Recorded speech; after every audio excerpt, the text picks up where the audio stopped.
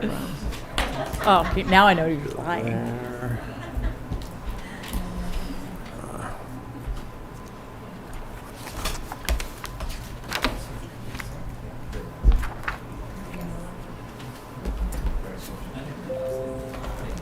I always get a warning before I start echoing. It's good. All right, that's okay. Let's do blur. Somebody does it ready to or go? I do it. I'm good. I'm just trying to get this so Let that me know when you're it's set, not Gus. brutal You can go ahead behind and me. start. Go ahead and start. Pardon? You can go ahead and start. Mike, are we ready to start? Okay, we'll start the select board meeting, June 20. Thank you, everybody, for coming. And we start by reminding everybody that we video record everything, so just be aware. And we also start with a moment to appreciate our troops who are serving around the world. Thank you. So our first appointment tonight is with, is to discuss the open letter regarding recent anti-Semitic events in Medfield from Medfield Together. Is there someone from Medfield Together here? Okay. Thank you for coming. Thank you for having me back again. I was able to see you sent a draft over to us, and I thought that was great. I thank you very much for that statement, and You're welcome. I think it would be a wonderful start with, making a firm stand that we stand against any sort of anti-Semitic events or any anti-Semitic sentiments in this town. That this is a place where we want everyone to feel welcome and a part of our community, and that they are seen and supported here. So thank you for that. I think I since learned that it was rainbow peace flags that were torn down, so I guess that should probably be changed. Oh, it is. That's several rainbow peace flags. Yep. Yeah, okay. So Anything else? nothing from me. I didn't know if you had any further questions or anything else that. Let's see. Gus? I thought we were having a discussion about the draft statement here, so I don't have a discussion or anything for Medfield Together. Okay. I do have an alternative draft that I think that's our discussion. So when we're ready to Okay, discuss all that, right. I'd be happy to do it. Eileen, anything for Yeah, that's- Medfield Together? I pinged Christine today, so I know there's a change that I need to hear from Gus, because I can't hear it until tonight.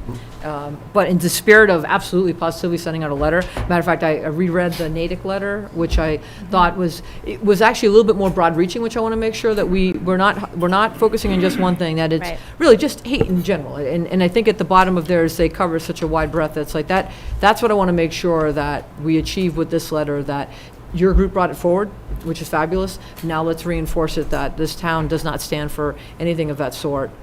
So we, Absolutely. All right. Thank you.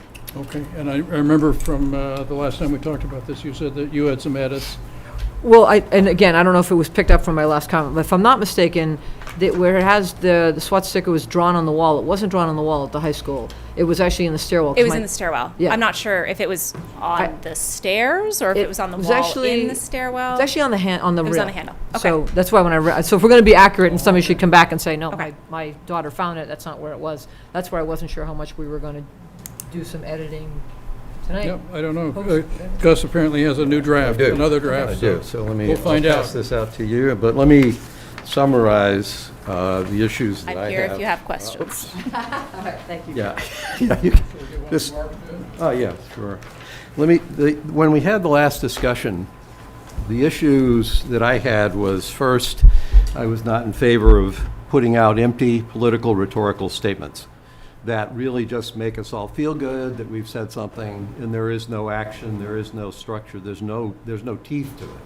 It's just kind of, we do this, and then I guess we all feel good about ourselves. And that's my view. I did get pushback from a few people that thought they wouldn't call them empty rhetorical statements, but they said those statements are really important. I want real action, I want real concrete action when we have very specific examples. And then the other issue I raised was I didn't want to put out a single statement about a single issue, which in this case, what was on the table was anti-Semitism, and then a month from now, have people come in and want to talk about racism. And so my two issues were, I don't like empty rhetorical statements, and if we're going to make a statement, I want it to be a broad statement that covers the waterfront on everything. So what you'll see in my, it's a rewrite, is basically a statement. It refers to anti-Semitism along with other things, but it's a very broad statement both about things we condemn. In the second part of it, I tried to list not just simply the things we're against, but also the things that we embrace, that were sort of like the community solutions for what we're trying to get to. So in terms of where this piece of it, in our last discussion, it was clear that both Eileen and Pete were happy to issue a statement, and I'm okay with issuing a statement because it's not like I think what I'm calling an empty statement will do damage. I'm just saying I don't think empty statements do a whole lot of good. I'm more interested in, if we build on this, I have the statement, which, and this may not be perfectly worded either, that's a broad statement about a number of things. It deals with racism. It deals with political hate speech. A whole bunch of things. And if that or some iteration of that makes sense to the two of you, then I'm happy to issue that. And I'm happy to let you guys see what I got one extra copy if anybody wants to look at. Take This it. falls in line with what Natick did. I mean, where Natick didn't just single out one. Yeah, well, yeah. Send that next one down to Mark. So the intention I don't in, need it right now. okay, the intention in what I did with my rewrite had to do with being willing to go along with a general statement that doesn't really exactly make clear that we're addressing any real issues. But also, I would like this to be the one statement we have to issue, and we don't kind of do iterations because we left somebody out. So that's the point. The other issue I have around this, though, is if the thing that I feel very strongly about is if we have real instances, real documented serious instances of people being hurt, intimidated, belittled, there's a whole list of adjectives in there or verbs in there that I put in. If those real incidents happen, I want to make sure we have something in place that goes after them. So I want us to tackle the real things, and I want to make sure that they are all of the real things that we have going on. And so my issue here, however we come out on the statement, is that I want to make sure that there's follow-on actions that we take a look at that begin to bring this into a process that captures real issues. Last time that we talked, Mark, I know what you're saying is that all of the reporting can go through the police, and the police can determine what's legal, what's a legal issue, and what's not. I think that's a mistake, because I think a lot of people will say this thing that happened to me either isn't really legal, but it's really, really annoying, or maybe it is legal in a technical sense, but I didn't catch who did it. I don't have the evidence. I can't prove them that anybody did it. And so if the criteria is, can we bring charges against somebody, nobody's going to do anything about this anyway. I'd actually like us to catch those things. Gene, until we had that discussion that night, I was ready for the article that was published. I was ready to talk to that. And the very first thing I find out is, oh no, there's two more things. And it's like, I would prefer, as a member of the select board, to know all of it, whether it's offenses that can be, charged for, or whether it's just fundamental, aggravating, I'll call it flaws in the community culture. I would like to know that. And I'd like to know it from all angles, because I can tell you I've also received complaints, not just the complaints that have been on the table. I have received other complaints from people in town about other issues. And my choice up to this point is basically to try to deal with them directly, providing advice, and not to have any of this stuff become a highly visible, polarizing event that gets everybody in their corners. So I've tried to soft pedal those things that I've been aware of. I had a preference to try to soft pedal things when they are not clearly blatant, deliberate, and serious offenses. And in the research that I've done into these specific incidents, I think that I'm not saying this to simply dismiss them, but they are not serious offenses. They are not things that were even considered reportable when they first came up. I still wish they were reported. I wish I'd known them when they came up, even though they didn't make it into formal police reports or anything like that. But at this point, there's a few things. I think we should be aware of them. But I don't think that they are, I think excess action can do as much problem as not enough action, I guess is what I'm saying. So, now you all have it. So question on that, so if we're not, and I don't dispute directing people to the police station as the collecting box, where are we collecting these? Well, we aren't right now. One of the things that you gave us links on a couple of things. One of the links that you had that I liked was the phone line that can come in. I'm not on board with a 12-person team to deal with what is effectively 5 incidents over 3 years. But so. My thought was the 5 incidents. You're gonna, you need to have. Yeah, you need the microphone. Yeah. Sorry about that. I didn't introduce myself. Forgot all these things. Julie Mavilia, 8 Farm Street. 5 incidents that we know about, right? Because I think, again, like, we've sort of, things have been percolating sometimes in the back. So I think if you're talking about the telephone tree, the idea of a freedom Yeah. team, No, which has people from the select board, which would know, or town That's administration, exactly- yeah, that's someone from the exactly police it. department, someone from the schools. So that then we're collecting from lots of different Right. places in town, because you would have a finger on a pulse in one area, the police are different, the schools, all of those things, to have lots there's- of different. If there's a Dealers phone out line, there. if there's a phone line for people to call in and report events, Right. we undoubtedly will get more reports of events, because Right. I know a bunch of events that have been reported to me that have not been publicly reported. And then So- there's a recourse of like a way of moving forward with what those complaints are. And I Whether think it's a that- restorative justice issue where people are coming together, or When, whatever that's it the might part, be. that's the part you start losing me, and it's partly jargon. Because if you were saying, look, we want to make sure that people aren't being treated right, we want to fix it, I would say yes. When we start throwing political terms in, then it depends what those political terms mean by who says it and what they mean by it, and I'm leery of them because it gets overused.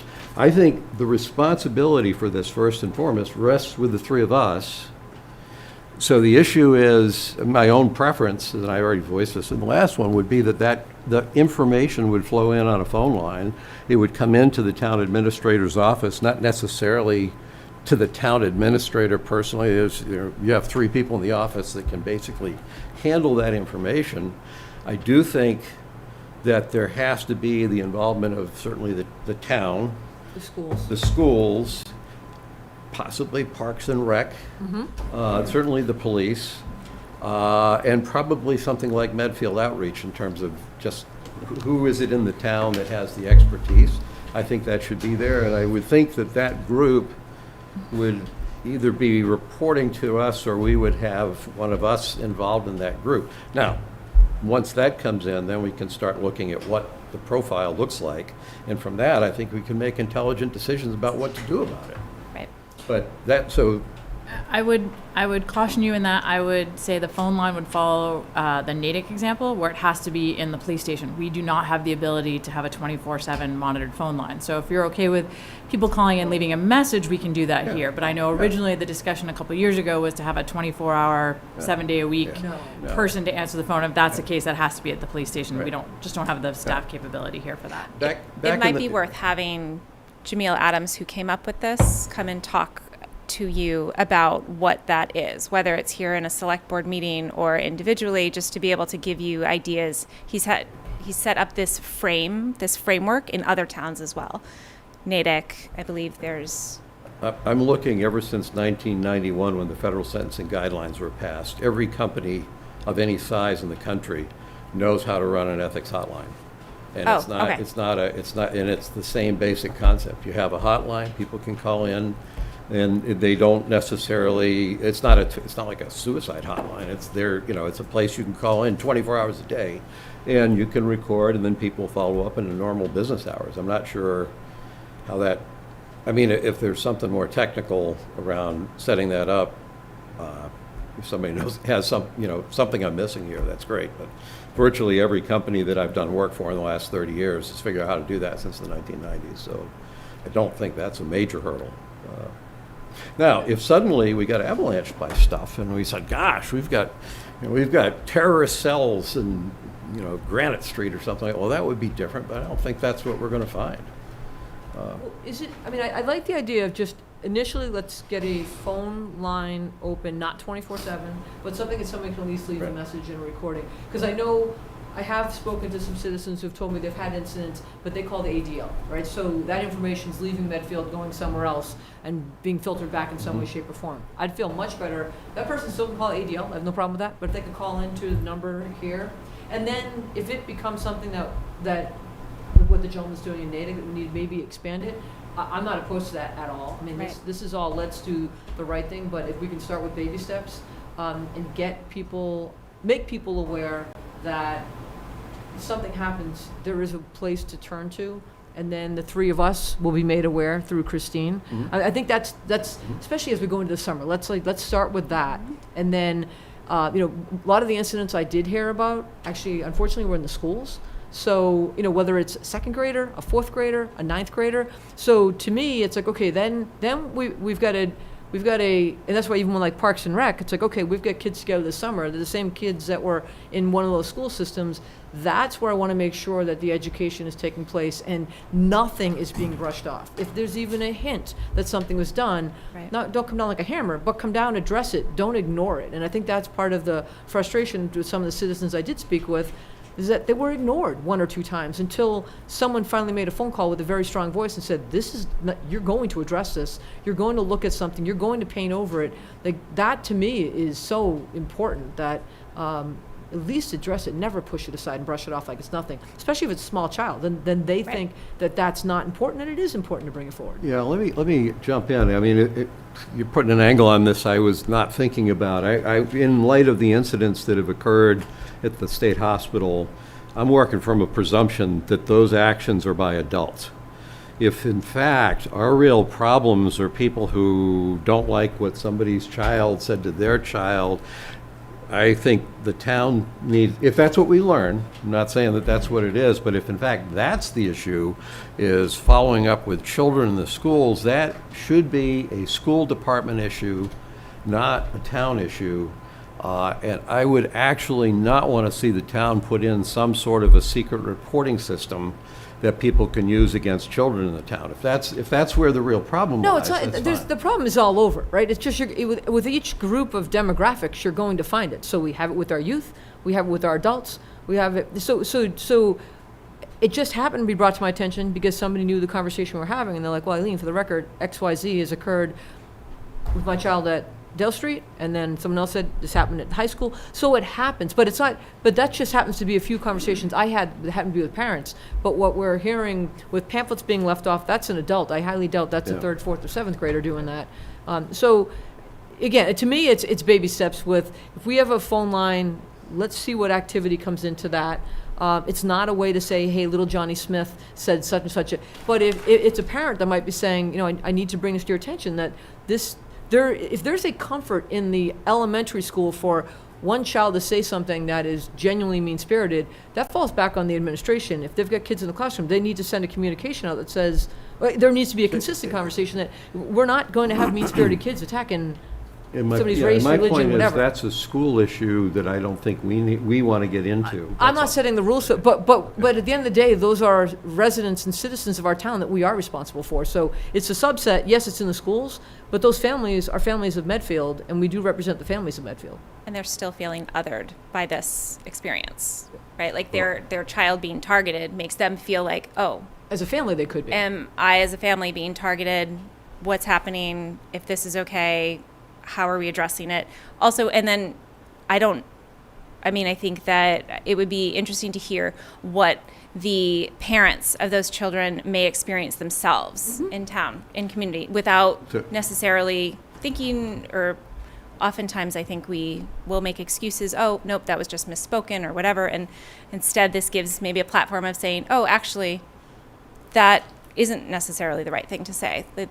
And education, it gives a platform for education and So where I reporting. think we have agreement is, I think it would be good to have that kind of a reporting mechanism. Where we aren't at least in sync yet is, I don't want that reporting mechanism to be used as a weapon inside schools. No. Student-to-student thing, that's all, that's. It's only a so weapon we'll if that's see how we we'll take see it, how right? it plays out, we'll see how it plays out. Right. Yeah. And also, it can be a way that it can go, you would report that back to the schools for the schools to deal with. I will have to see how that plays Right. out in terms of how So I that have a works. different concern than both of you have expressed, which is that the town administration is very thin, and we're adding another issue for them to deal with here, and we don't know how many calls it will be, but if a call comes in, it can't get ignored, it has to get followed up on, somebody has to do something and get back to the person. And so I guess, Chris, this would be then for you, whether or not this is something you want to take on, or whether, to me, it makes more sense to have it go to the police, where we're already set up to gather information in a very professional way, have a record of it, and then they can triage it and send it out to where it should go.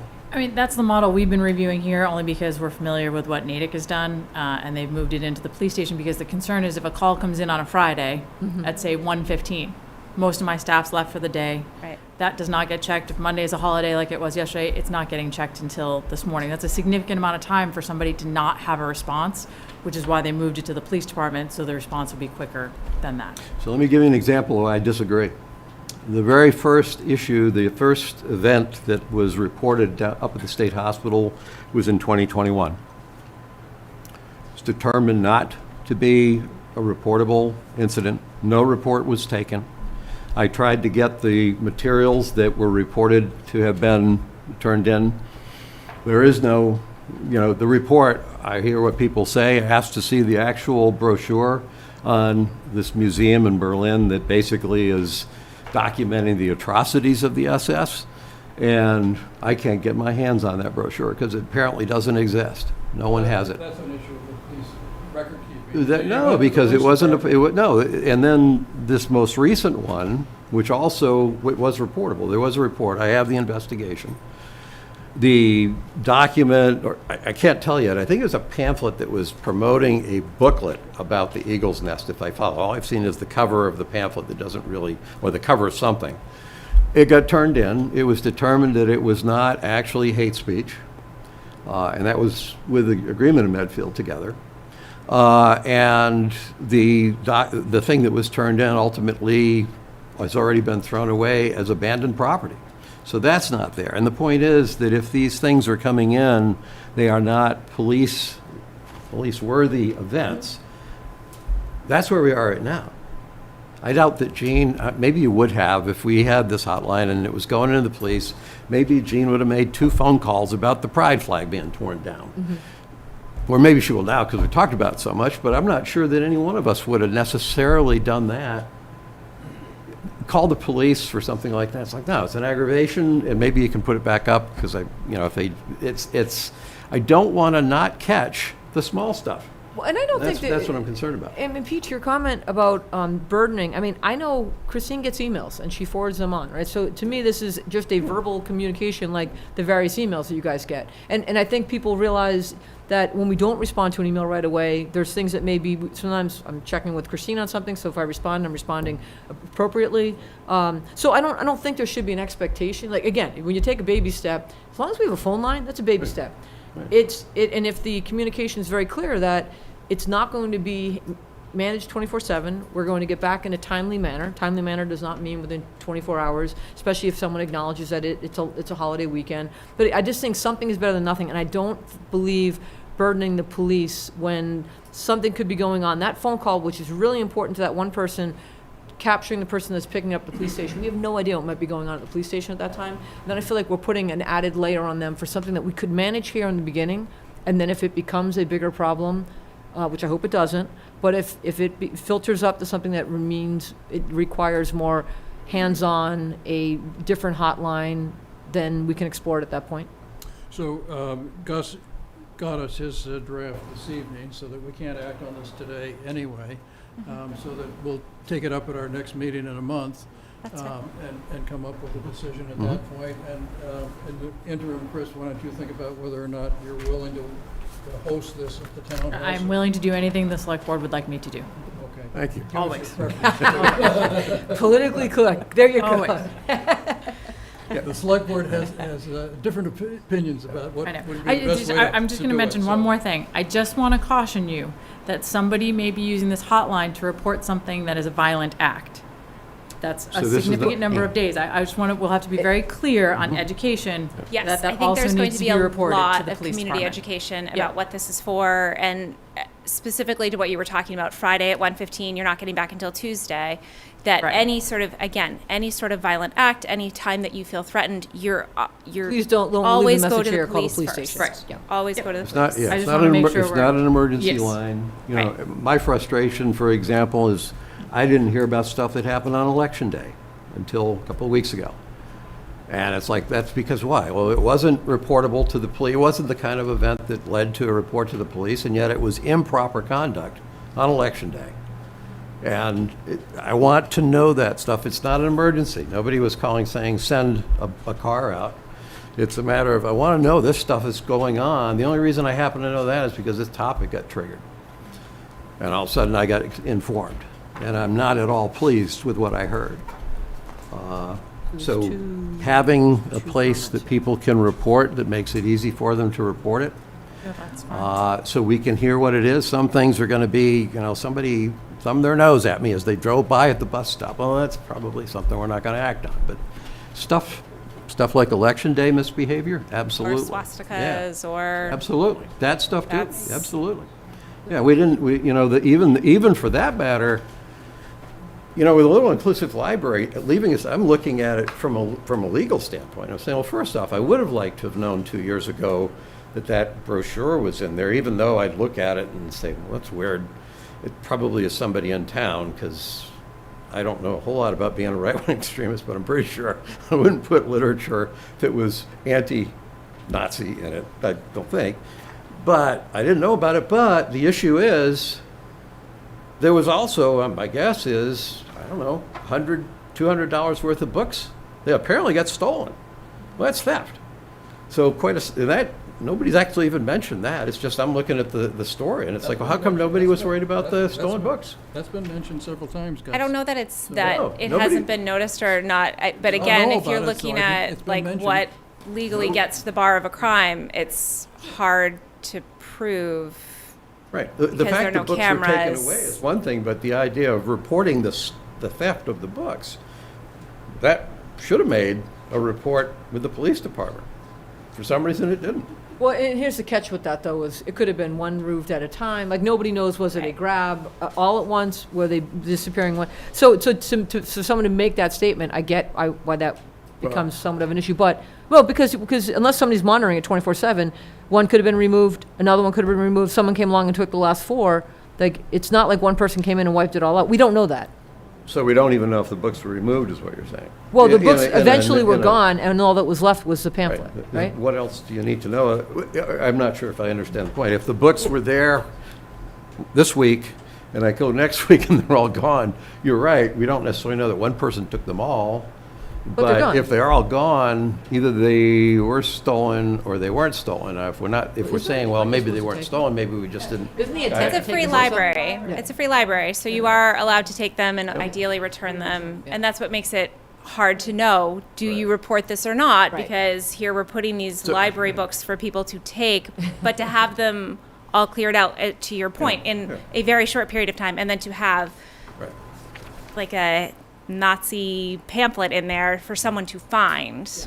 So, and so that's why I think this kind of a reporting line would be useful, because even if it's like, well, normally I go on, I have to put 5 new books in every Right. week, but this week it was 15, or this week it was 20, and, it happened last week too, then at least, even if it's not Right. legally provable, it There's a helps us pattern. to know what the flow is, and that's what I'm looking for.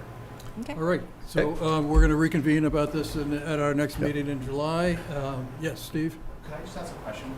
Do I need to go to the podium? You need a microphone to ask I a need a question. microphone. Yep. Thank you for coming. Should I just go to the podium? Yes. Use the Yeah, microphone please, yeah, there. thanks. Thanks. There's a traveling mic that Mike has as well, if you want to use that. Actually, so at the last meeting, one of the Medfield Together steering members said that a white nationalist put that literature in that box. So I want to know, was this person found and charged? How we identified this person and charged them? Because that's a serious claim to make, and it's actually concerning and scary. Thank you. There were two things. There's another issue here around not I wanted real materials. I wanted to get to the real bottom line, and some people said why. And it's a good example. That was a statement the statement that I caught was that they said Nazi propaganda was put in the box. Now, not even the Medfield Together article said that. And then if you really looked at what it was, and if you looked up what this topology of terror museum is, it's built on the SS's headquarters at the location in Berlin, and it's a museum dedicated to documenting the atrocities of the SS. It was So- a claim. so- I want to follow up on the claim that was made. Well, I think that's it, and I'm saying, I think that was an erroneous claim. The Nazi propaganda was an erroneous claim that got repeated on the Medfield Insider. And so all of these things, it's important that whatever the information is we have, that we actually can determine whether it's accurate or not, or whether it's exaggerated. So Gus, we can probably argue for hours over whether that is intended as hate speech or not. You're questioning No, the whether question it is I who don't- did it. Right? The To question me, is who it's did clear it. that somebody is indicating Nazi ideas and leaving not it there at for a all. very Yeah. purposeful To you it is. reason. I know, There's- that's what I'm saying. We obviously have different opinions about Right. that, So so. we had this discussion last time because there's a huge difference between whether NSC 131 or the Patriot Nation is coming here to organize underground activities versus somebody in town probably objecting to kind of the political bias that the materials in little inclusive libraries Yeah, have. and we don't that sent- know, and sent- so our no, great but it matters hypotheses because here the is just going to go nowhere, so. I'm because gonna it move the- matters. I'm It gonna move the matters discussion because along, I'd like to Russ. finish my statement. Go ahead, finish, and then we're going It to move along, matters please. to know whether we are dealing with an organized right-wing extremist group or whether we're dealing with people in town that are doing something. It's a lot easier to deal with managing people in town that are doing something. I think Okay. I think the same person did both because the process is identical. Just guessing, so. Yes, I am. We've So now got we two can move on. comments. One says read it aloud, and instead of reading it aloud, we're going to put it in the materials for our next meeting. Everybody can read it there. And someone else says, I'm the person who found the pamphlet at Medfield State Hospital, and I have pictures of it. We've seen the pictures of it, so I've thank you seen for the your pictures of comments. it, yeah. And we're going to go on now to Katie Duvall of Medfield TV. Thank you, Katie, for coming. Great. Hi, everyone. Thank you for letting me present tonight. I'm here with Kathleen Darien, who is a member of my board of directors, and we're here to talk about the Medfield TV Scarecrow Spooktacular event. I did have a PowerPoint presentation. I'm not sure if that's available. Did you send it to me? I sent it to you. Okay. I was waiting. I'm like, are you going to send me? Okay.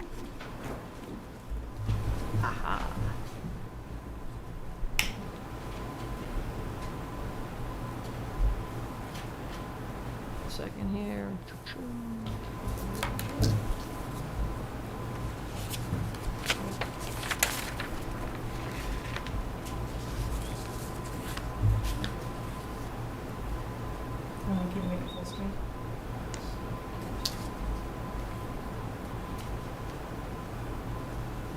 Got it? That's good enough. Yeah, let me Thank just you, get Eileen. one thing out of the way there. Okay, so you can move to the next slide, please. Ready?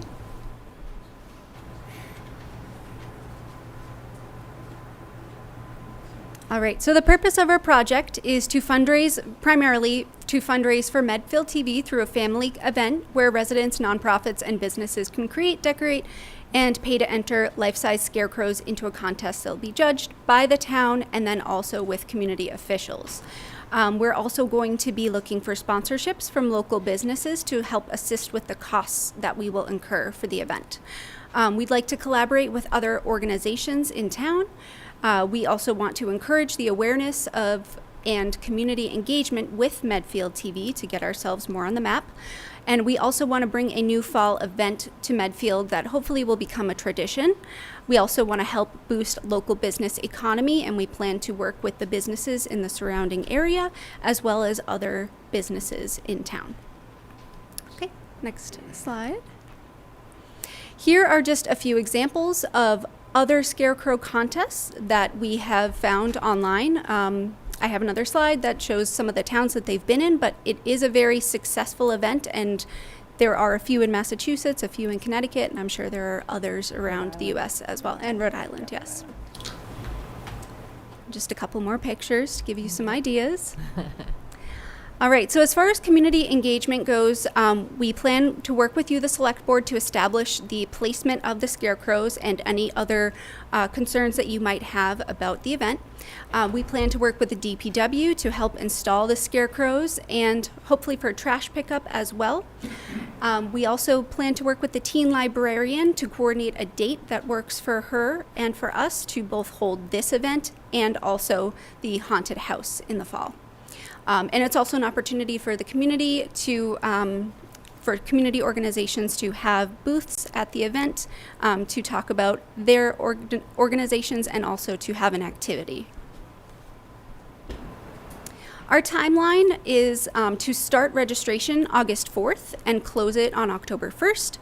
The proposed date for the event is October 14th. We're going to start setting up the scarecrows around 10 a.m., not p.m., and end set up at 12 o'clock, which is when the actual event and activities will start.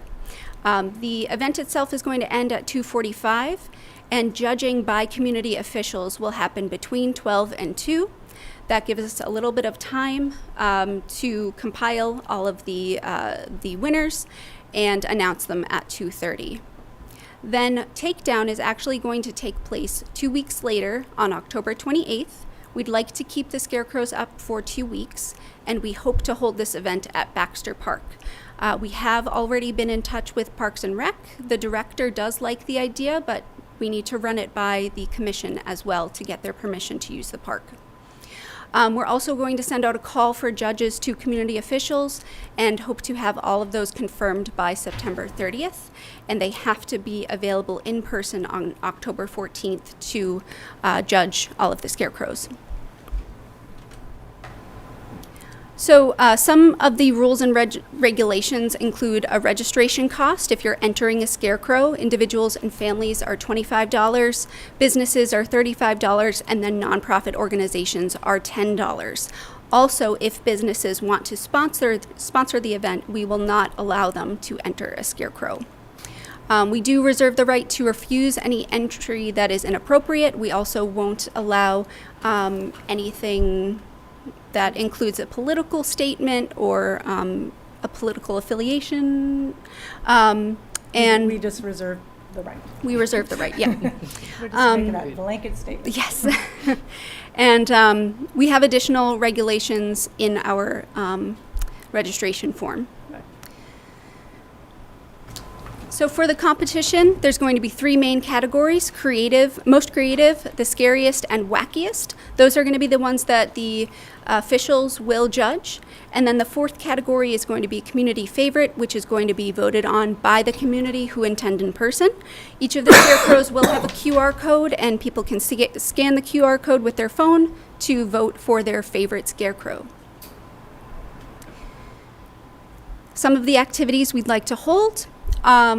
We would like to have music, face painting, storytelling, games, trivia, and a limbo competition. And we hope that some of the businesses who are going to have booths at the event will be able to organize some of these activities, and we will organize the other ones. And we're currently seeking local musicians to be at the event. We may also include a DJ as well. For food, we've been speaking with various food vendors. We hope to have apple cider and donuts. And we hope to collaborate with Noon Hill. I believe we've already been in touch with them. The hot dog wagon, and we're also going to talk to the local businesses to provide coupons for people that attend in person. Another idea we bounced around may not come to fruition, but we also want to allow this to be an opportunity for maybe the Medfield Farmers Market to come back for a one-day event, see how it goes, and then if somebody wants to take that on, they can. So again, some of the other towns who have had these events are New Canaan, Connecticut, Gloucester, Rhode Island, and East Hampton, Massachusetts, and you can search them on Google to take a look at what they've done. Sorry. Okay. Those were actually linked, so if you wanted to, when you have that, you can link them, and you can see all the ways that they've successfully produced those particular ones. And this won't be possible for this year just because we've missed the grant cycles, but we do hope to seek grants from the Medfield Cultural Council and the Mass Cultural Council to help us cover the costs of musical and cultural entertainment for next year. All right, and that is all that I have. Does anybody have any questions? Gus, you want to start? Sure. I think it's a great idea. So Great. it sounds like it'll be fun. The random thoughts I had was just whether you would have age categories. It sounds like maybe it's families that can More join us. So it's families, not, yeah. there's no age issues around Right. No. skill levels at building scarecrows. Yeah. You Since meant, they're life size, we thought that that would be, oh, thanks, sorry. Since they're life size, we felt that doing age categories would be kind of hard because, little kids doing a life size one would be too difficult. I was thinking maybe you could have like little ones or something, but Like no, mini I'm not trying to talk, I was Lilliputian. just wondering. You mentioned that if businesses sponsor, they can't enter scarecrows. I assume community leaders who judge can't enter scarecrows either. Right. Okay. Yes. And the only other reaction I had was. Gus, if you want to have one, you can. You won't have to judge. We'll talk later. Talk later. The only other reaction I had was when you were saying it was at Baxter Park. I knew you were going to ask that. Where I was going with that is, well, that's two sides of that. I'm guessing there'll be a lot of kids. Yeah. And two sides of that, fronts on busy streets. So my first place I went was Meeting House Park, Right. which you could leave up for a while, and it would be, you probably already looked at all this stuff. It's Well, just, here, it was do you want me to react- take this one? Sure. Okay, so here's the interesting thing. We were trying to figure out a place that was very visible, since we're going to have we're going to have them up for 2 weeks. We wanted it visible, so no vandalism, no dogs, no things like that, but also so that people would enjoy it. It was around fall, so we thought Veterans Day, if we got them down near Veterans Day, that would be nice, because I don't think Baxter Park gets a lot of recognition. It's such a lovely park. It also has very straight trees, because we counted them, there were 26. The problem was that Baxter Park was very hard to find out who is responsible for Baxter Park. So we actually didn't have quite officially permission yet, because we've spoken with the commissioner, but it took us, how many weeks? 3 weeks to figure out who was responsible for Baxter Park. The Meeting Pond Park, the town is responsible for half, and the UU is responsible for the other half, so we would have to speak with them, but that was another option for us. But once we heard that, it kind of felt very complicated, and there aren't as many trees. So we're not married to one place or the other, but we felt that Baxter Park was sort of the best for what we were talking about, and we've already gotten permission, like from Needham Bank, to have some parking. And we've talked to some people in the area about what we could use for food and things like that. That's why Who we did you did find out is responsible for Baxter Park? So, well, no, there was a Veterans Committee. No, it's Parks. Oh, they put us back? Parks and Okay, I didn't Recreation. get that email, Okay, so. call me next time. So the three of us should We have been sent an grateful email. that they didn't ask us. Oh, you sent it to Brittany, sorry. Yeah, it's Parks and Recreation. Okay. So you've presented it Nope. to Katie, and now Katie is going to go to the commissioners to make sure the commissioners support. Okay. Correct, yes. We had about 4 emails. I think We it's did a good try, idea. so we'll talk to her. Sounds good to me. Me? I love the idea. I mean, I think, because I was talking to Christine about it either this week or a couple weeks ago. Did you sponsor the scary drive-through up at the State Hospital a couple years ago? Was that Medfield TV? I wasn't involved in it, but yes. And like that obviously has to go away, right? Just with everything that's going on. Right. So the idea, and that was very well received. Yeah. So the idea of now taking it and bringing it more to the center of town. Right. I understand some of the concerns of like little kids and whatever, but if you look at the holiday lighting, oh my goodness, that place is packed. And it's Exactly. dark at night, and it's little kids, and everyone's bundled up. So I'm hoping that you do, the bulk of this is the middle of the day, well lit. No one should be having their kids running crazy. But it's one of those weekends where there's soccer things going on. There's all sorts of good activities, so people will be in the center of town. So I mean, I think it's a nice, if it gets blessed, it's a nice new tradition. There's been, Medfield Day didn't exist when I was there, and now it's a very big day, and it's grown to mean more. So, here you want one place in the beginning, and, where will it be in a decade? Lord only knows. Exactly. It's like the first year of the start. Yes, Mark. Mark wants to make one. Do you have anything else, Eileen? No, let Mark. Okay, make one, Mark, says go ahead. Mark. So I just wanted to emphasize that that they're similar to memo legally. They're a private, the cable access corp. It's not part of the town. So they have more discretion, as does, for instance, memo when they're doing Medfield Day, and therefore they can have rules that the town perhaps could not have as far as criteria and what's acceptable and what's not, and what's admissible and what's not. So there's more flexibility there. Okay.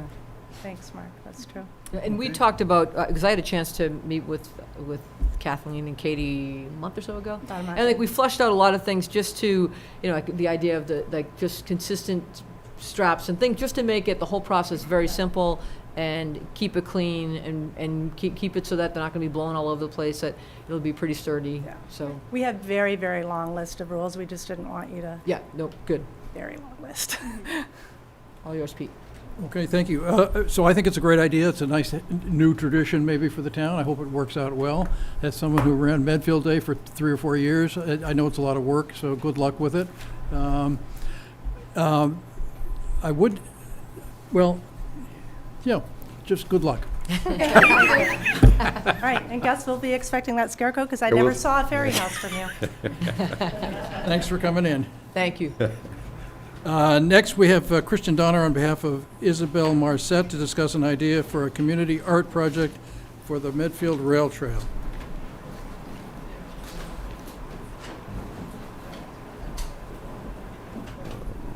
Hello, I'm Christian Donner, 92 Green Street. I'm here to present the quickest agenda item for the night.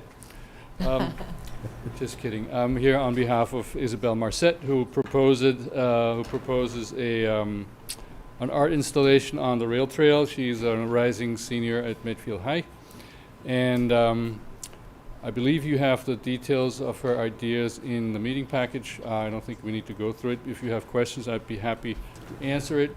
The Friends of the Medfield Rail Trail support the project. It would be a 3x4 painting displaying nature animals that frequently occur along the rail trail, and it will be a permanent installation. We discussed this and decided that the select board should approve this because it is on town land. Gus, do you have questions, comments? I went through, the only question I had, I think it's a good idea. It looked fine to me. It seemed like it was a good location for where it was planned. The only question I had is how long is the installation there? So, I mean, we asked that question, discussed it internally. There is no time limit, so it's going to be permanent, and she agreed to maintain it. Okay. But of course, we know things. It's going to be on wooden posts, and they rot. And if when time comes, we'll remove it.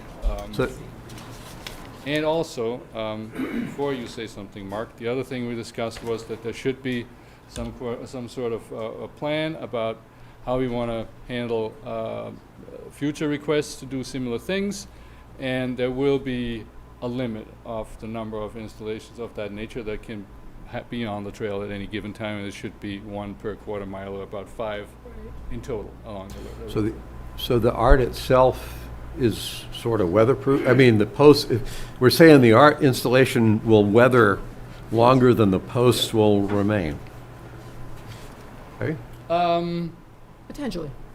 We don't know, but they will both, obviously, will both deteriorate over time. Yeah, last winter, we took a trip up to British Columbia to ski, and the place we were at was kind of interesting. They had this one slope that they had turned into an art gallery. So you could ski through it, and you could stop, and they it's a ski slope, so they had sort of funky pictures, but they were pretty well done, a lot of them. And I thought it was really cool as like one slope out of this huge place we were at. And I did get sensitive to the idea, but when you have a rail trail, you don't want to turn, people are going out there to get out into nature, so there's only so much of that you can do. I thought one was good. Yeah. There is some sort of limit before it becomes not a rail trail that gets you outside anymore. Right. So We don't want clutter. Yeah. I agree, yes. Let me go to Eileen first, and then I'll come back to you, Mark. So it's funny, when I first looked at this, I thought, wait a minute, the rail trail. Then I realized, Christian, you were presenting and you were instrumental with the rail trail. So I thought, okay, wait, here's a group that was behind it, supporting this. And I do support it. But I think it's going to be important for the rail trail group to set some guidelines right now before the first piece of artwork goes in, so that we set the precedent of is there criteria, is there a maximum number? Because you happen to know this young woman, okay, that's an inroad, but some stranger that doesn't know you but then feels they have is something interesting to put on there. How do we make sure that this doesn't become, instead of it being a positive thing today, a negative thing in 2 years? So that's my only concern, just to protect you guys from what you've done. So I don't think we are approving all future art projects. You will have to vote on that, and so that's the answer right there. Unless you feel like we should be voting on a plan for all art displays on the rail trail, I don't think that's what we're trying to do today. No, it's just that I think before we get ourselves into a you let this, why not that, is there some criteria, is there something we should be thinking about that says if you don't fit this criteria, don't even think about trying to put a post with something on it on that trail? Because to your point, Gus, I mean, it's nice, it's peaceful, right? Now this young woman's going to put a nice piece of artwork. That's going to be great, but it then becomes judgmental. Are we not picking something because we don't like it, and that's not what this is all about? Yeah. Again.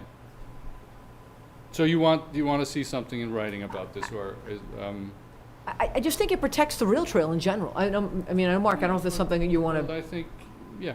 I mean, again, you are here to protect the rail trail. It's on town property, but.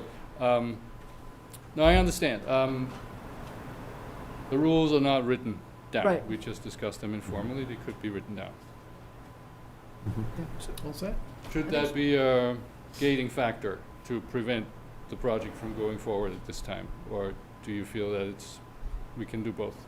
I think we should be able to do both. I think this is the first request, right? And it's a great request. Yeah. But it's almost like why there's certain things we don't allow in the window of a town hall, because then it sets a precedent, and we say no, suddenly we're picking on a group. So that's all I'm getting at today is I love the idea, absolutely love the idea. Yeah. I just want to think down the road to I might not be in this chair, but somebody else might be, and I just want to make sure we're not setting a precedent that makes it hard and awkward for them.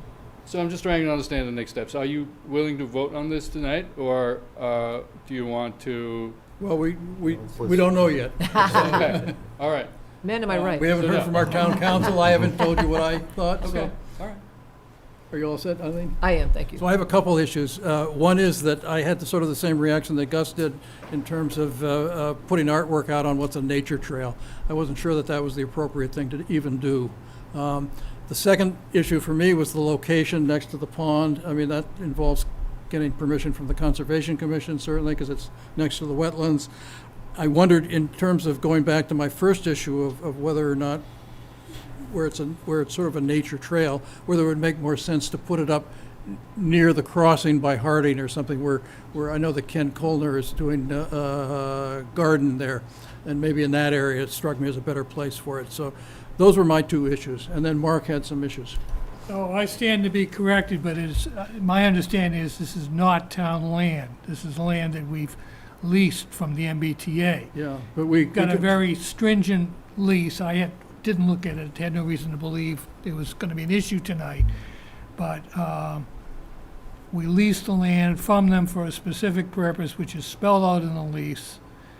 And the MBTA being the MBTA, I don't know whether they would have. So that issue needs to get checked then. to That's see the whether or not first it's thing that needs to permitted be. use. That's the under first our thing that lease. needs to be clarified. Yeah. And then I hate to be Debbie Downer, but if you go to them on this issue, guaranteed they're going to want another layer of indemnity, hold harmless, and insurance, and all kinds of other stuff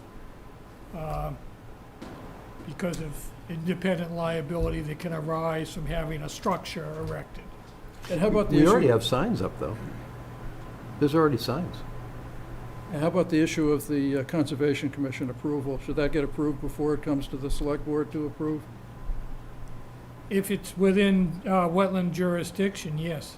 Yeah, all right, so it clearly looks like it is from the arrows. I believe it's not. I believe they've actually thought of that. It would be. further down the trail towards the Colonial Drive access, but I did not measure that, but it would be 200 feet, right? The required setback. Well, you So- have to determine what the line is for whether it's the resource itself, whatever it is, and then Yeah, yeah, yeah, it's either within that, or then there's a certain number of feet of buffer zone, sure, so. yeah. You know, in that we're opening this can of worms, I'll make one editorial comment. The last time I was down there was a couple of weeks ago, and leaving aside, you know, the aesthetics of an open trail versus things with art, the signs allow, I think, what is it, up to 12.5 horsepower motorized vehicles. Class it's a- 2 electric bikes, which is pedal assisted, doesn't have a horsepower, or Okay. it's 20 miles per hour, I think is the, I'm not staking out a position here, but I am saying in my own thinking, there's a difference between a natural trail that people can walk down and enjoy in passive recreation versus, like, say, the bike path that goes from Lexington down to Arlington, that it's sort of an off-road transportation route. And where I found myself thinking about, as I was on this and I saw the trail that said you can actually have something with a motor on this, my first reaction was against it just blank, because, wait a minute, this is a trail, this is a nature trail kind of thing. And then I realized that with where we're probably going with the town in terms of trying to expand the number of alternative pathways and trails that are really intended to give people options for not having to travel on roads, I realized in my own head I've got to sort of get myself screwed on with an organized thought frame of mind that says, what's a trail? It's a classic trail. What's a trail that allows trail bikes? What's a trail that's actually an alternative transportation corridor that handles, because we're only going to see more and more electric vehicles. And I don't have an answer. I just know that was a dilemma that came into my head. At first I said, they don't belong here. And then, well, maybe they do belong here. I don't know. well, I believe the answer is they do, to a certain limit, Yep. obviously.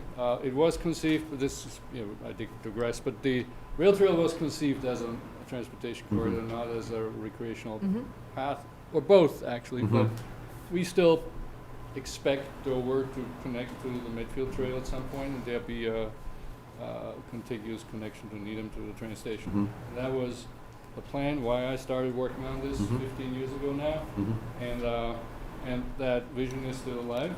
And in the spirit of that, we decided to allow electric bicycles. So Also if that's true, I think it's ADA easier to as look at well. art, huh? ADA as well. Mm. People Yeah. that are not fully mobile but can access it. So anyway, to the extent that's kind of the vision for it, it's easier for me to think about art in the middle of the woods, consistent with the purpose. All right, so what the takeaway for me is somebody needs to do a review of the lease, number one.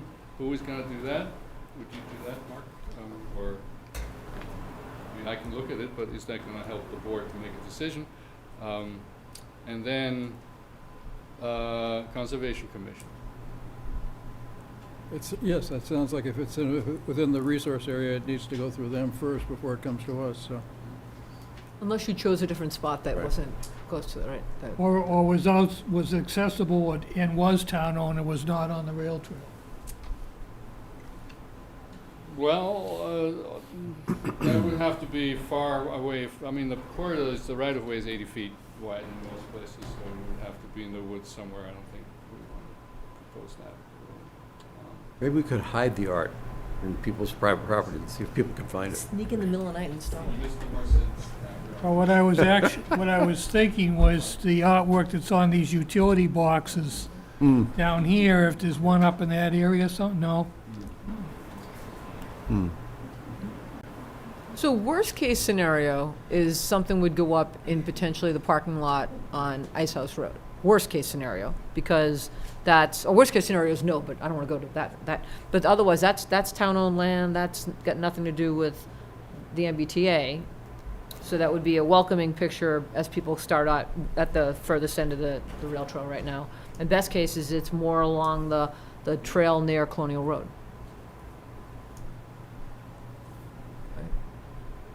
Does that? So fall- if I, have this conversation with Isabel, if she agrees to doing it on Ice House Road, somewhere on the parking lot, and it's town land, it's not wetlands, that will make it easier, it sounds like, to get approval here, right?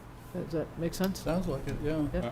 Okay. I would say so. So, yeah. so we kind of, I think we're saying, if you're asking, would we be able to do this or not, we can say, yes. We can't tell you whether what the specific way of doing it is at this Okay. point. And I'm thinking that might be helpful for her to know, Yeah. because if she's got to plan this and do it, then Yeah. she may not be able to wait 12 weeks to find out. Yeah. Okay. Okay. All right. Thanks very much. Kristen. Conversation. Thank you. Thanks. Nothing is ever easy. Next, we have Dick Judge to present a project update for the gristmill property. Thanks for coming, Dick. Thanks for having me. Time limit, 15 minutes? Am I getting, am I gonna share anything? Am I sharing anything or no? No. Okay. I'm trying to get ahead. It's been a while. I just want to report the success of the mill, for one. It's used every day. If you haven't been there or haven't been inside, we'll get you inside. It was probably one of the most used. It was the most used property during COVID, and it has leapfrogged because people who go there recognize what a jewel it is for the town. It's ultimately a slice of paradise within the town of Medfield that you could drive by 1,000 times, and until you pull in and get out of the car, you realize what you've been missing. But I want to start out by saying, Medfield, what a town. We have a community garden that grows fresh veggies for the local food cupboards. We have a beautiful rail trail for exercise and enjoyment of the wonderful outdoors. We have a scarecrow contest. I mean, people pay huge money to live in a town that is a small town. That people take care of each other and they look after each other and they police each other and they work their best to get along, even if they disagree with the type of artwork. It's still culture and it's still what we need in this town. It breeds diversity. It breeds people that recognize that there are different opinions, and you work it out, and you come to a conclusion, and then you live it. I also want to thank that it's very rare that someone, I'm sure, appears in front of you, and thanks to the Board of Selectmen for volunteering their time for the town of Medfield. People may not realize in the whole government spin of things that the Board of Selectmen donate their time. They're busy people. You have other jobs. You have other things that need your attention, but you're willing to donate your time to this town. So this is not to butter you up, but I really, as a former selectman, it's Wait, there's more. rare. Wait, there's more. Yeah. When are you going to start buttering As us a up? former selectman, it's rare. I think people think you work for them, and you do work for them, Yeah. but it's for free, and it's because your own good feelings about the town and the want to make it better, always improving. Well, thank you for buttering us up. There you go. So. He must really want something really. Oh, yeah. You might want to record this. It's being recorded. Our democratic form of government allows you to celebrate decisions made not just nationally, but locally by yourself as a voting town member. And this brings me to the gristmill. When the mill was built on Route 27, everyone was British. want to give you an idea how old this town is and how old this mill is. The colonies were set up to serve the king. Ships were sent here full of cobblestones, which they eventually made roads out of. But the cobblestones were used for ballast in the ships coming from England, so when they left the colonies, they could be filled with everything of value in the colonies to be brought back to the king. So they took off the weight out of the ships floated way up and couldn't sail that way, and they filled it with valuable things from the Americas. It was a great deal for the king. So he ordered, his orders were that no millers or people who build grist mills should be allowed to emigrate to the Americas. You see, if American colonists were allowed to independently grind their own grain, they might get the silly notion to do other things independent of the king. So the construction of our mill in Medfield happened at the same time people started to toy with the idea that they could vote and control their own destiny. So you see, mills were extremely important, but especially for Medfield. This grist mill led the way for independent thinking. Fast forward today, we have a devoted mill committee and a town full of independent volunteers, willing over the last many years to bring their time, their money, or their materials to the mill to keep it viable. People bringing these things to the mill have a dual benefit. For the person giving to the mill is also receiving. We are in a unique position that we have received generous donations for the mill. Fortunately, we have been able to support other projects in town because we haven't had to spend a lot of our time seeking money for the mill.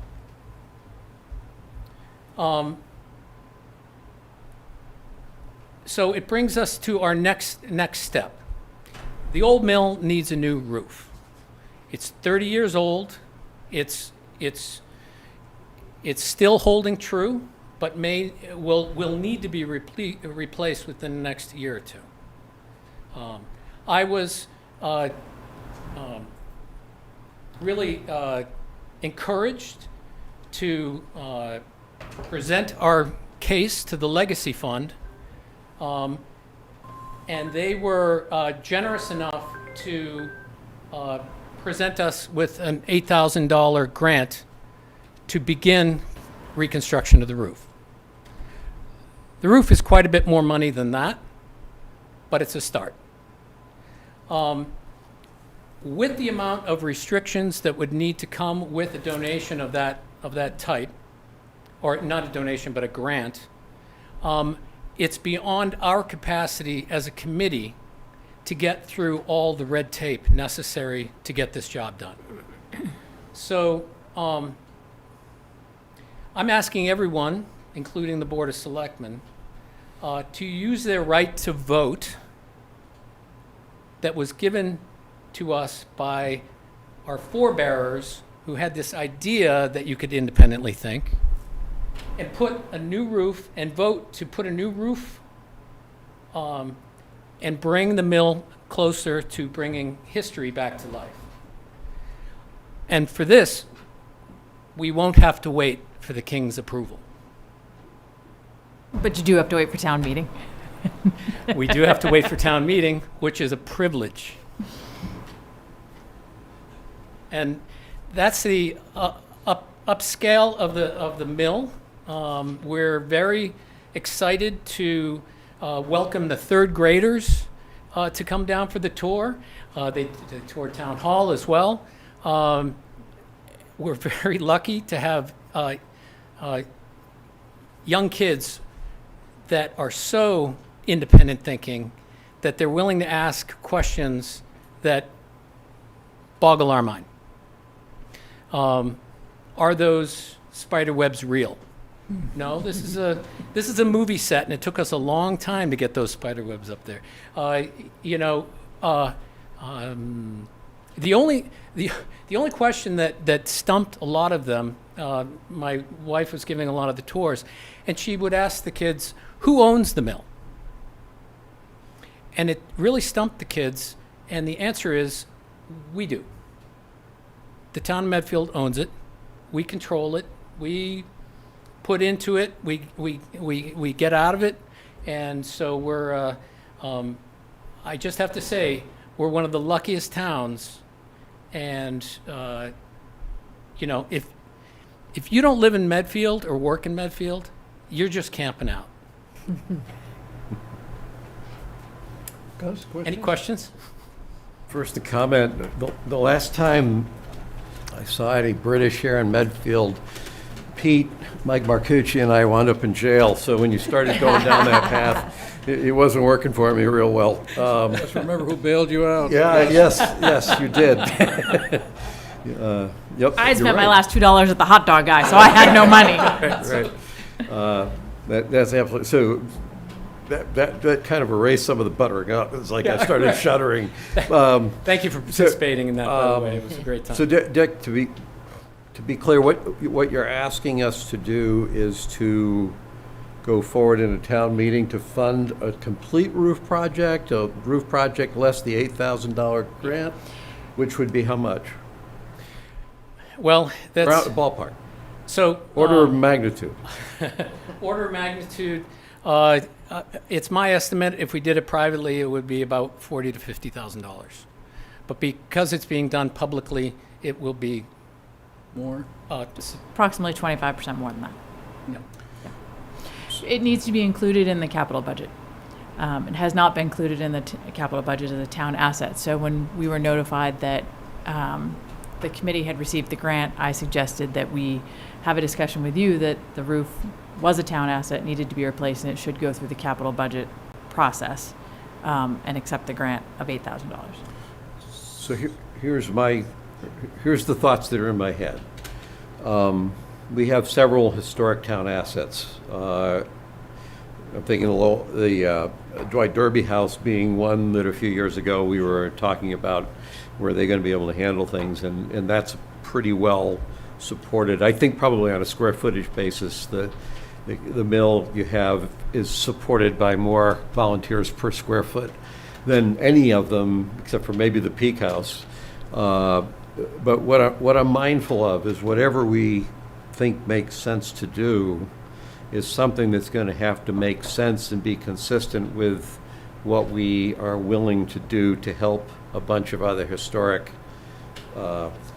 resources. So that... Only keep in mind that there are only a certain very few buildings that are actually owned by the town. The Peak We own House this is one. not one of them. Yeah, we own this one. The Peak House is an independent Yeah. project. Dwight Derby we own, but We own the Dwight Derby. We lease to the Friends of the Dwight Derby, but we own the gristmill. Dwight Derby actually is, the town owns the land underneath, but not the building. No, they own the. No, we own We the own whole the thing. building? Oh, great. Yeah. Yeah. So my point is, so good point. Some things we Yeah. own, And- some things we don't. That's Yep. fair. But my head is saying whatever we decide needs to be answered in the with the perspective that that's not the only historic resource we have, and we should be making decisions that we will be consistent with other requests that are similar under the same circumstances. We're prepared to support them. So that's Yeah, and I That's- agree. We have been trying to spread the wealth since we started the mill with different projects, we just did the history tour and participated in that, and that contributed a couple $100 to all of the historic projects. So I agree. But in this project, the clock is ticking to protect this building. Yeah. That's sort of the darker answer or part I have. The other part, which maybe isn't totally bright, but at least it's probably better. Mark gave me a matrix just before the meeting around allowable uses of. I am not yet on board with the Community Preservation Act. But I said in the last meeting, I think it's something we should look at based on my new understanding of what's in and out. And in the matrix that Mark has, one of the categories, which is historic preservation, rehabilitation, are categories. So it would probably be an easier conversation and an easier thing for us to be in a position to support if we are in fact, had adopted the Community Preservation Act and we're getting the matching funds that would allow us to probably put larger buckets of money into these various categories like this one than we probably will right now. That may not be anything that's going to help us in less than a year, but at least as an observation, I can, if we get there, I can see how that at least gives us a better way of going about supporting Future this projects. stuff. Yeah. So if it went on the capital, you need to kind of know that we're going to support it on the capital projects list in order to get the grant. Is that?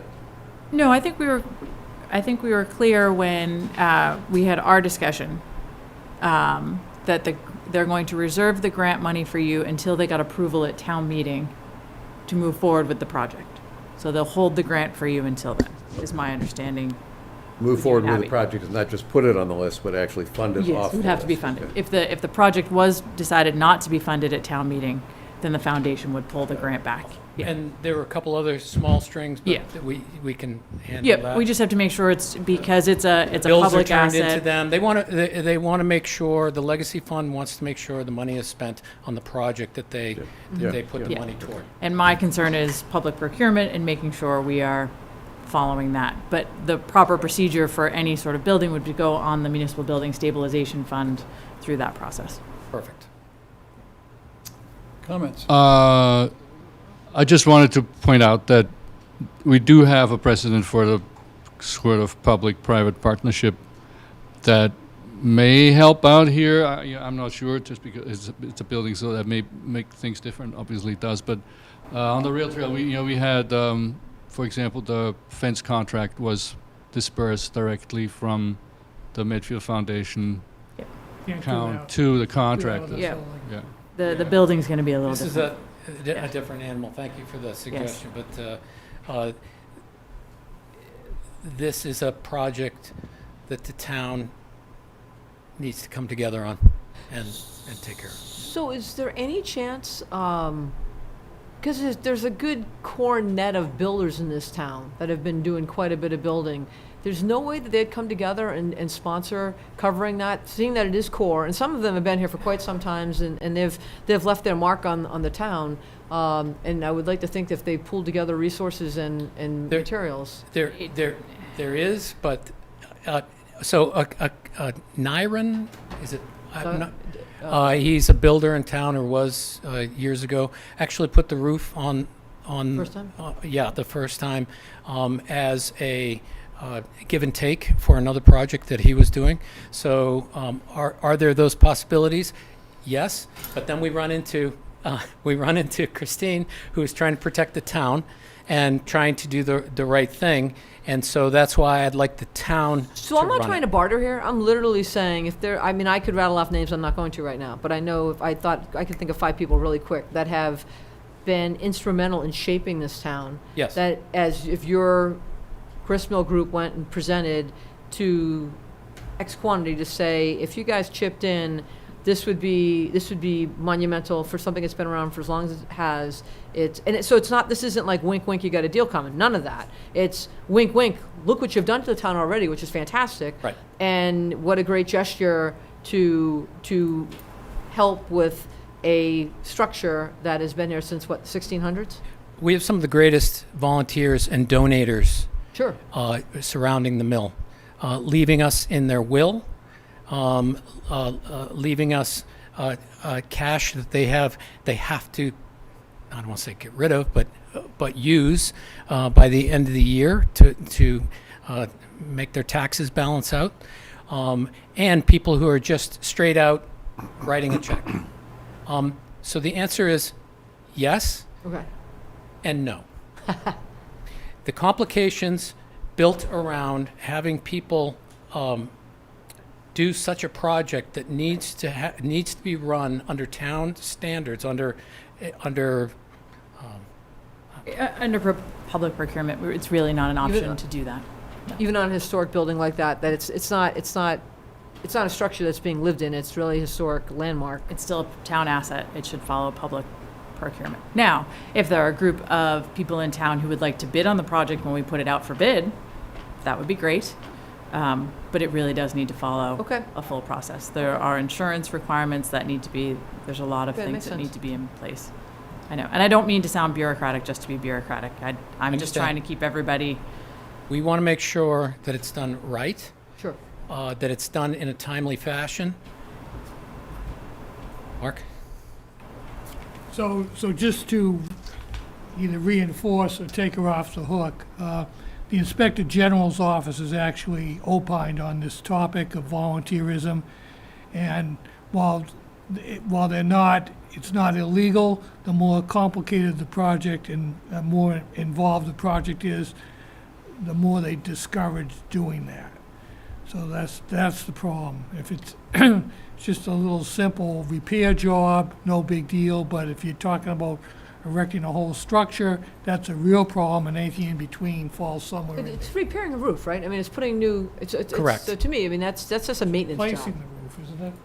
Not replacing Yeah, or but it's repair. a small roof, and I mean, I did Cedar Shakes when I was in high school. It's not complicated. No. And I know someone else that knows how to do them too, so. Correct. But I want to step very lightly here Yeah, because this is a town-owned building. yeah, It needs to be done by town public bidding. public standards. And I want to make sure that volunteerism isn't illegal. I think the way to approach this is to not have volunteers build it like that. If people would like to donate to the Gristmill account, we have a fund here at the town hall. You can donate to the Gristmill fund, and that would be acceptable. And any funds, we've talked about, this project will be listed in the Municipal Building Stabilization Fund. It will list the $8,000 grant from the foundation. It will list money that we have collected in that Gristmill account downstairs, and then the remainder of the money to come from the Municipal Building Stabilization Fund. But if the Gristmill fund account was to grow, then we could use that money to offset the stabilization account and still follow a public procurement process. See a letter that could go out. I dare say that there are construction companies out there that, in this town especially, that would be willing to bid on the project and have a very low number. Shame you can't put a thatch roof on it, 'cause we're going to have a lot of scarecrows in the fall. Yeah, we'll have. That's more expensive than a traditional roof to put a thatch roof on. It's a very, very skilled. Okay, rain on my parade. We'll pull some British and Irish people over here to put a thatch roof on it in about a day. So is our action just to agree in principle that this should go on the Yes. building? Okay. Yes, just so that you're aware of it, Okay. and that we'll be putting forward. The Capital Budget Committee is starting to meet in August this summer, and this will be listed on that list of projects. Chris, which town department owns the land there? Do we know? You do. We do? Okay. Unlike Baxter Park. Yeah, That's the answer we gave to third graders. You do. you do. You own it. I don't mean to rush you, but we do have a 7:30 appointment that we only have for a half-hour window. Hear my alarm go off. So, but thank you for your time. And if anyone out there sees this on TV or whatnot, please stop by the mill. That's why we're doing this, to get people to stop by and enjoy it. Thank you. for taking ownership of the gristmill for the town. Next, Jerry Potts is here to talk about the open space rec plan, and we have a set time frame for him. okay. And I apologize for that. I'm teaching an MBA class tonight, so I'm going back on all Lord of the Flies and all now. I think I gave you an assignment. So we are back. I assume folks can hear me. Are we? We can. We can hear you, Jerry. Excellent. So we have incorporated, at this point in time, all the changes that we received from every committee. There were conditional things that had to be done for Park and Rec. We had the Disability Committee had some clarifications that they wanted, which we've made those changes. We received comments from Gus, from Pete, Bill Mazzaro, and those have been incorporated in the draft that is as of June 10th. And at this point in time, every committee or commission board has approved this, and we've made any changes that were a part of the conditional approvals. So at this point in time, we're hoping that we could get a final approval from the select board. At that point in time, we would be ready to submit to the state.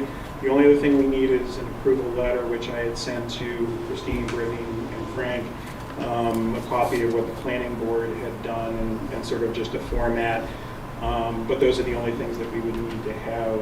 And I think we also need from the ADA committee just a verification on that as well. So, but each of the town boards or committees completing that letter, but the votes have already been taken. So I'm happy to answer any questions, at this point in time. And but ideally, we would like to request a vote if possible.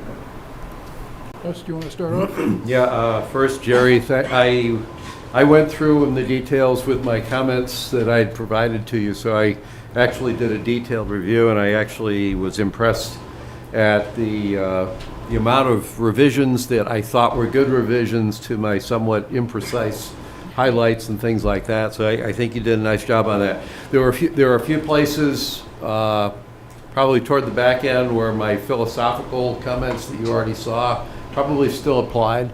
And there were some places where there were still a few detailed typos. None of that I only bring that up because I don't think anything that I saw that I might still have had comments on needs to hold this thing up, so I'm prepared to vote to approve it. But if you're going through any kind of a mechanical finalization before you submit it, and it would be helpful to see any of my stuff, I'm more than happy to sit down or share it with you, but only if you want it. 100%, because I promised you we would put page numbers to the sections, Okay. but we were waiting sort of the final vote to do that. So we're going to add page numbers for the sections, and if you have any typos, any type of that change that doesn't require us going back to any committees, we are totally happy to get it. Anything that makes it a better document, a cleaner document, please, we'd love to get it. So all of my feedback, I'll let you have as much of it as you want. None of it is required. None of it requires changes as far as I'm concerned. So you can decide what is changeable that should be changed and what's not. I also reviewed the planning board's letter, and I'm totally comfortable signing a letter that's similar. I assume we can effectively duplicate the planning board's letter, and it'll answer the mail. So I'm comfortable approving the plan, comfortable providing the support. Eileen?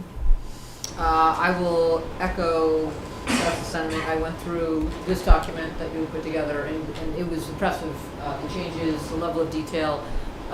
It's an impressive document in general. There's so many nuggets of knowledge. I kudos to the team that worked on this. I absolutely support it.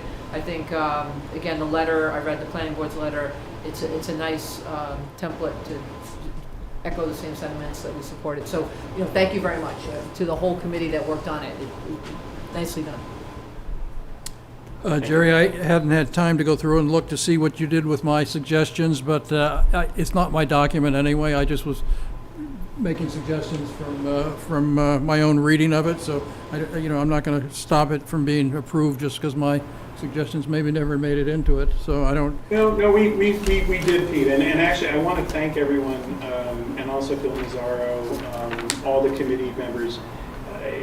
All the comments made it a better document. And, there's not total agreement on some of the language, but I think we sort of went through the middle on some of it. So some of the points you made, Gus, there are strong feelings on the other side, and I think we tried to navigate through to have enough there that represented the diversity of opinions in town without torpedoing the document. So, but I thought you had some great comments, Pete, and we did our best to try to incorporate the spirit of those comments clarifications, et cetera. So, but I very much appreciate you took the time to do that. Thank you.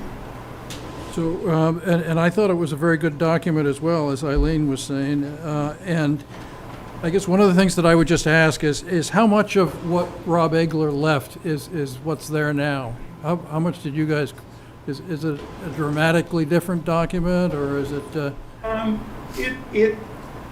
We got, I think, a little bit more feedback from some of the committees. I mean, he did such a good job in getting it started. So, for example, all the survey results, the massive survey that went out in 2019, that shaped the document a lot.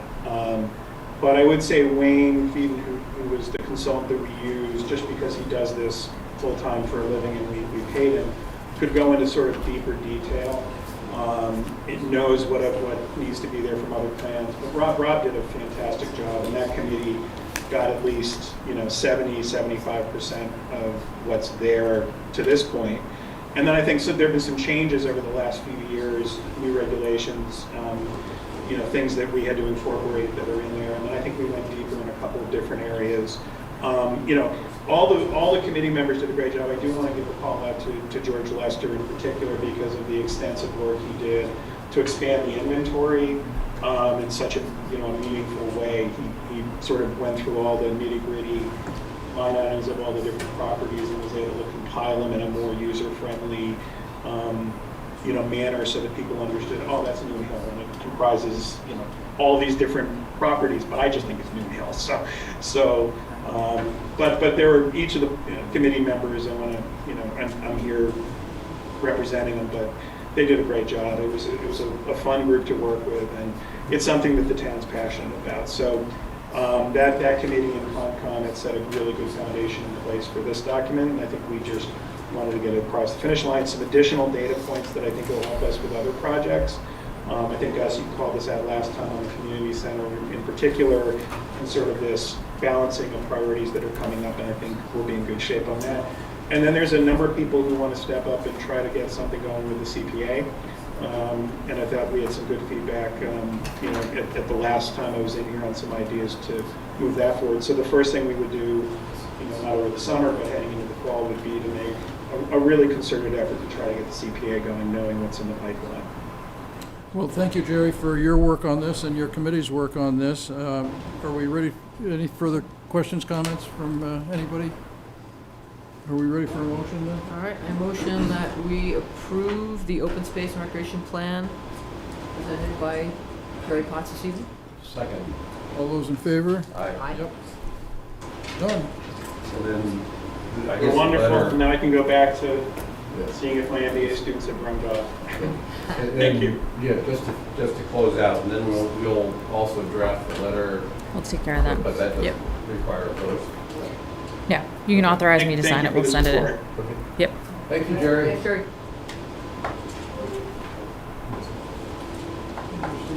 Offices has no books on the shelves, I noticed. Maybe it's a library.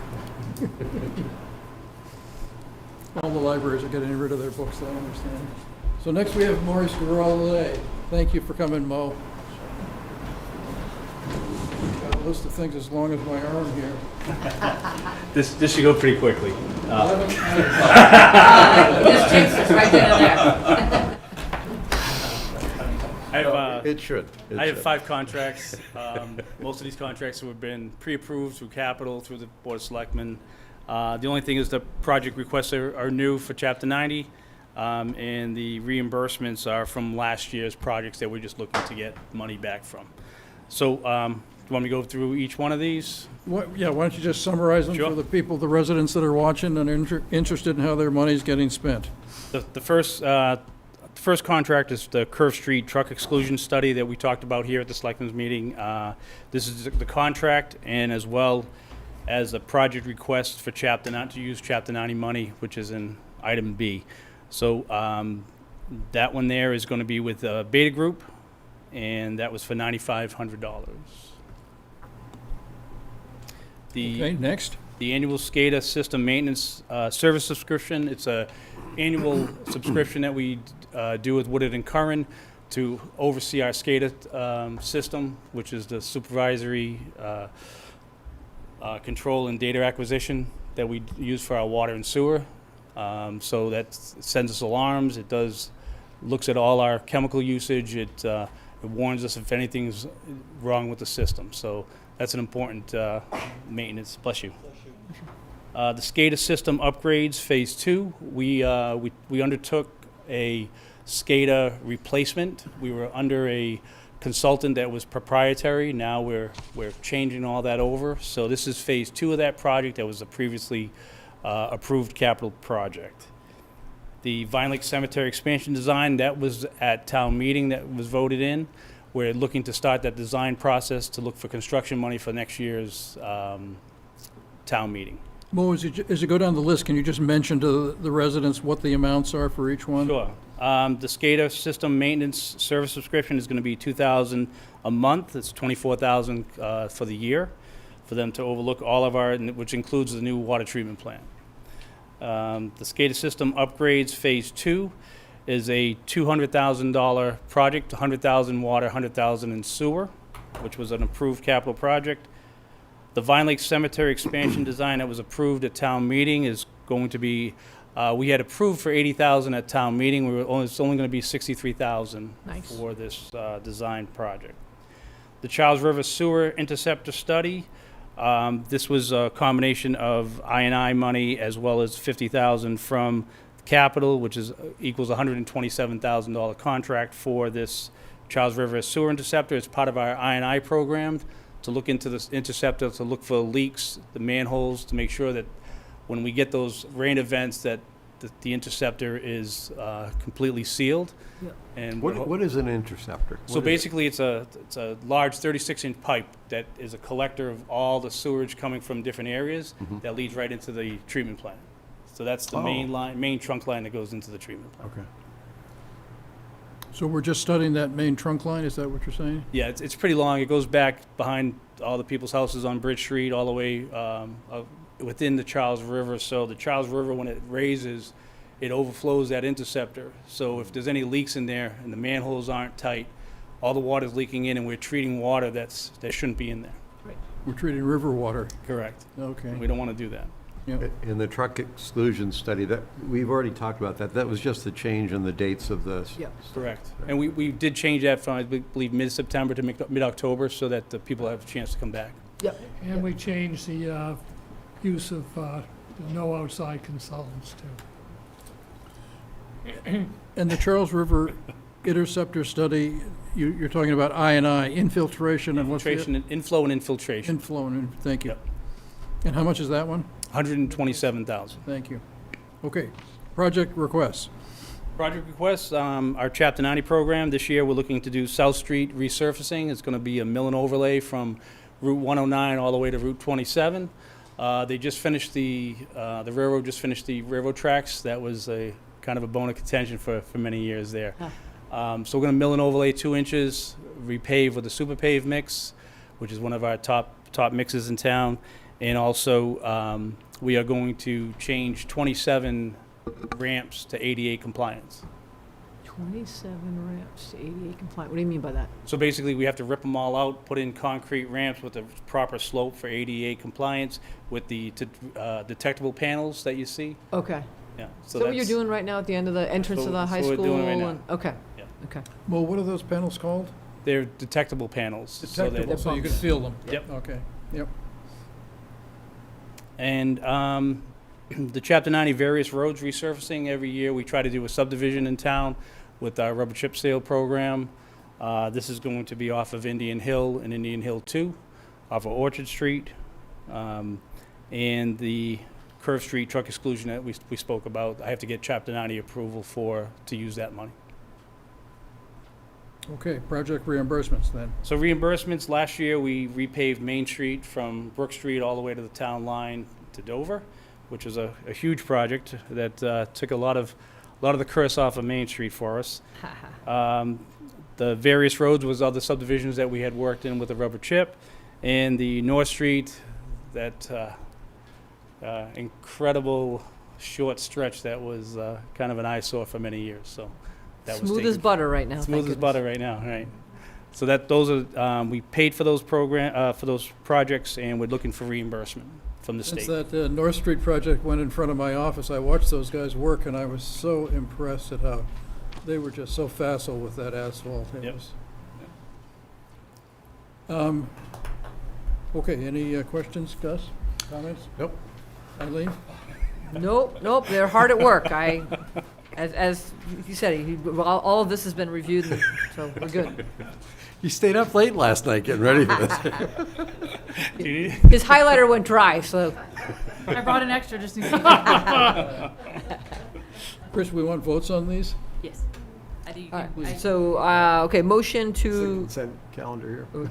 okay, motion to approve contracts, Curve Street truck exclusion for 9,500, annual how do you say that? SCADA. SCADA? Yep. SCADA system maintenance service description, that's 2,000 a month, 24K for the year. SCADA system upgrades phase 2 is 200,000, 100 for water, 100 for sewer. Vine Lake Cemetery expansion design, 63K. Charles River sewer interceptor study, 127,000, as well as the project request for Chapter 90 for South Street resurfacing, various road resurfacing, and Curve Street truck exclusion study, and then project reimbursements for Chapter 90, Main Street, various roads, and North Street. One minor point of clarification, that SCADA system maintenance service subscription is $2K per month, but it's a 3-year contract. It's a 3-year contract. Oh, yes. okay, 3-year, thank you. Is there a second? Second. All those in favor? Aye. Aye. Thank you, Mo. Anything else? And then one just totally off the wall comment, only because you're talking about the detectable panels. Yeah. I was at the intersection of 109 27 last Friday, I think it was, at the red light. And you know the beeping, this not even be your problem. The traffic? But the Traffic lights? crosswalk that beeps, which I assume is for blind people, Right. it was just beeping. And so there was traffic going, green lights. There's an issue with that traffic light. They tried to fix that many times already. It's a Okay. continuous Yeah, it's a tone. continuous, yeah. Right. Yeah. We'd have to redig everything, I believe. I know there any way the to chief shut it takes off? care of that traffic light, but we had spoken about that many times, and we would have to spend a lot of money to get that.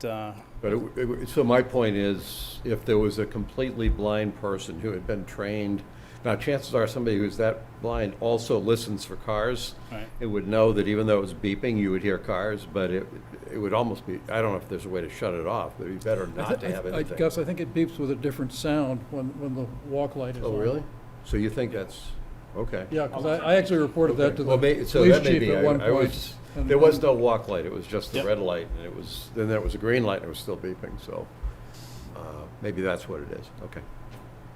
All right, we're Right. good? Thank you. Thank you very much. Thanks, Mo. Have a great night. Thanks for fixing that thing at, what was it Adams and West Street too? Yeah. Thank you. Let's see, Gene Minio to continue to discuss using the front lawn green at the Medfield State Hospital for Bell Forge events April to October 2024. We're already planning for next year. Wow. Yes, we are. Some of us are. Thanks for having us back. Since we met 2 weeks ago, we met with Trinity on the proposed layout for how we would conceive of using that front lawn next year. Trinity has no issues with the schedule. They are comfortable either doing their work before or after the season. They're estimating it's a 2-week construction, start to finish timeline maximum for them. The only issue might be the location of those storage units, because the line does go through where we're proposing to put them, so we'd be flexible about where we actually locate them based on whatever their needs are for where that line actually is. Do you have any questions? My main question before I got to your materials was to make, we've had 2 discussions so far, and as I was thinking about this third discussion, I said, look, what's the real problem? The real problem is whatever we agree that you can do, the real question is Trinity on board with you doing it? Because that's clearly got to be the priority when they start their project. So then when I got to the materials and you said I'd already cleared this with Trinity, Yep. that kind of alleviated my concern.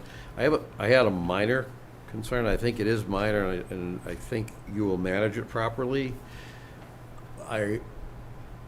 My minor concern has to do with events that have the political component to it, and which is fine on private property. That's kind of we've done. And I thought twice about, do I have to worry about political events being held on town property?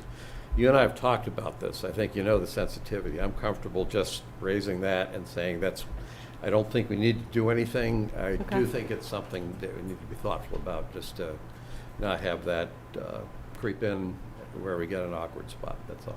Okay. Eileen? Actually, just a silly one. So looking at the way you have it laid out, so you have the stage in the center of the field, so the artist will be playing towards Hospital Road. Correct. And then you have the storage units in front of those trees. Any way potentially to have those storage units on the other side of the trees so they're not so visible when people are driving by during everything that's going on? I mean, this kind of goes, it made me think of this, Gus, when I talked about the parking, and you were like, there's this beautiful view and we can't put cars. And I'm like, well, when you're not having the concert, the storage units will be there. So if we kind of put them on the other side of the trees, it just kind of protects them from the view when you're looking at the land. Just This makes food it a for lot thought. harder to set up every time. I couldn't hear what you said. It makes it harder to do the setup. Oh, The farther away you get from where you need the stuff that's being stored.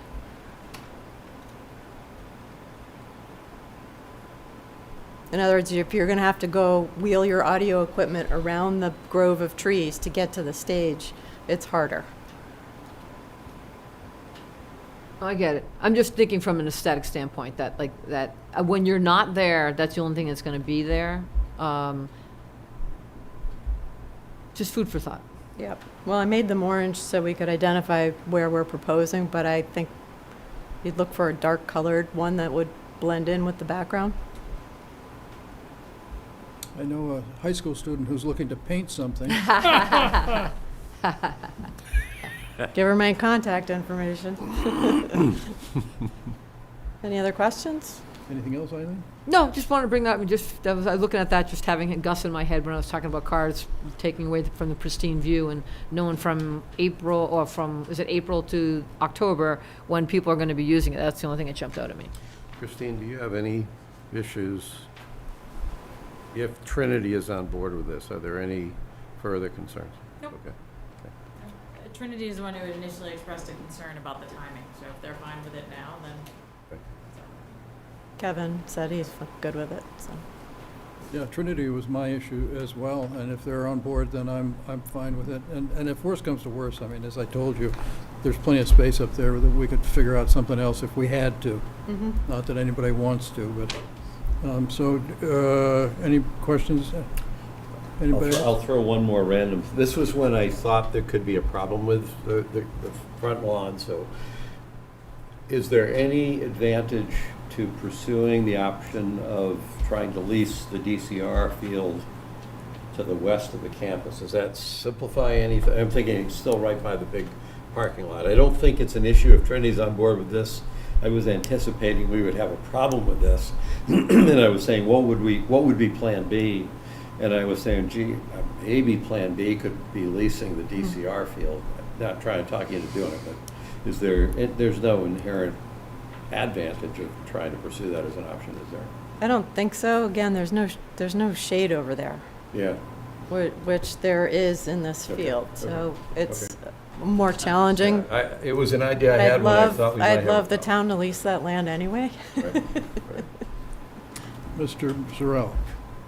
So it might make sense for you to get some kind of confirming email if you don't already have it from Trinity, just for institutional.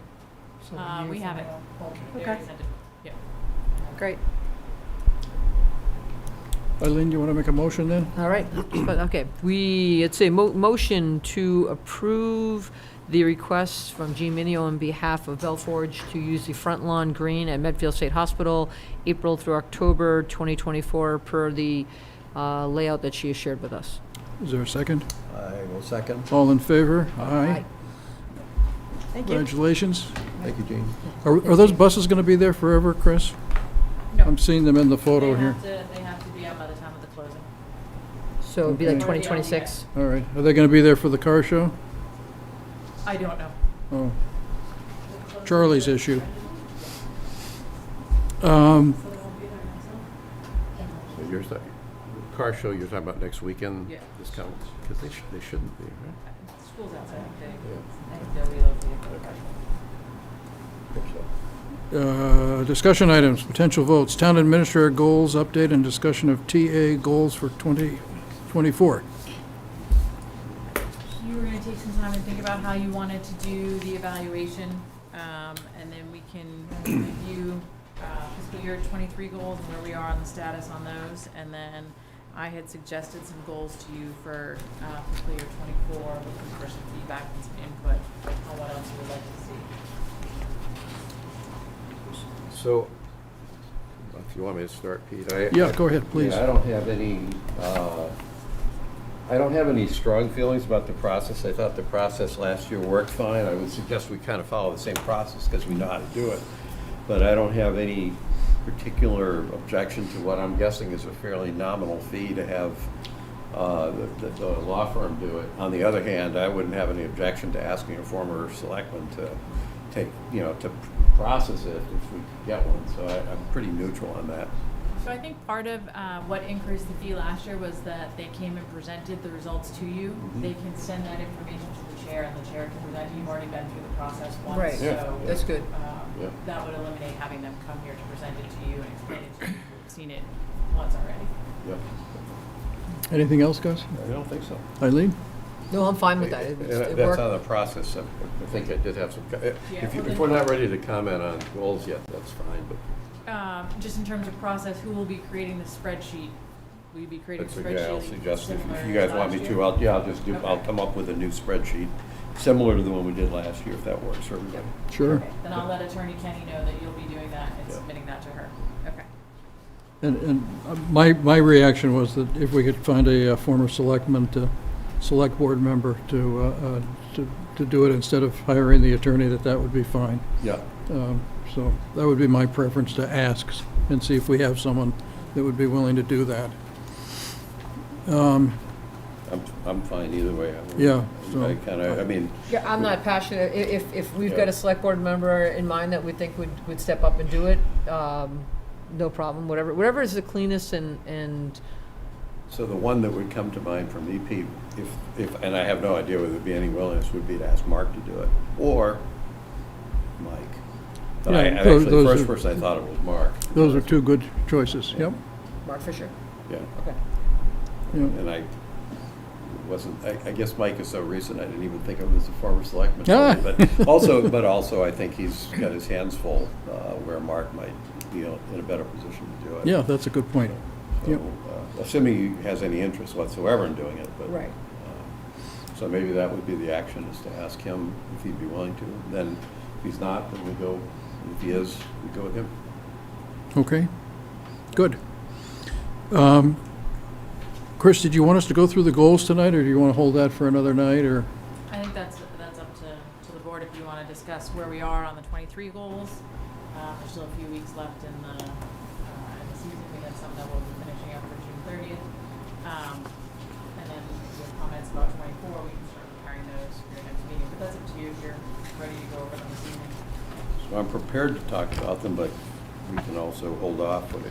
We all three ought to be totally prepared, I guess. Yeah, I'm ready to go, but I'd just as soon not do it tonight. Well, I think it makes a really valid point. If you've got cutoffs that are going to be June 30th, let's just make it clean. So, like when we go to do the final review, the dates have passed. You've had a chance to get your final deliverables in, because I know there's a few that, like, I know stuff you're doing right now. So I think that just makes it cleaner, and then we can talk about 24. But I think in the spirit of what's been shared, this won't be a long discussion. So you're saying do it at our July meeting? Yes. Yeah, Sure. okay, all right. Okay. Good. Is that okay, Chris? Totally fine with me. Okay. Discuss one-day liquor license policy and application. Gus, do you have issues with that? Let's see, I have comments. On the third, Let me see. Yeah, Gene's still here even. I don't think this matters, but let me ask. The third paragraph, no person may be granted a one-day liquor license for more than 30 days per calendar year. My question was, how will this affect Belforge once it's up and operating? That's state law. That's just, But I still have the question, so when Belforge is up and operating, will Belforge need a continuous liquor license then, is how that would work? That's the plan. Okay. I tried this year, Okay. She tried it this year, but we send her back to the drawing board. Yeah, but okay. they won't let us do it on just an outdoor spot. That's property. okay, okay. Then I guess the half paragraph down below, it says in the middle, one-day liquor licenses are valid only for the day of the event. So I said, so in cases of outdoor events with rain dates, then we would grant 2 one-day liquor licenses, one for the day that they intend and then one for the backup date?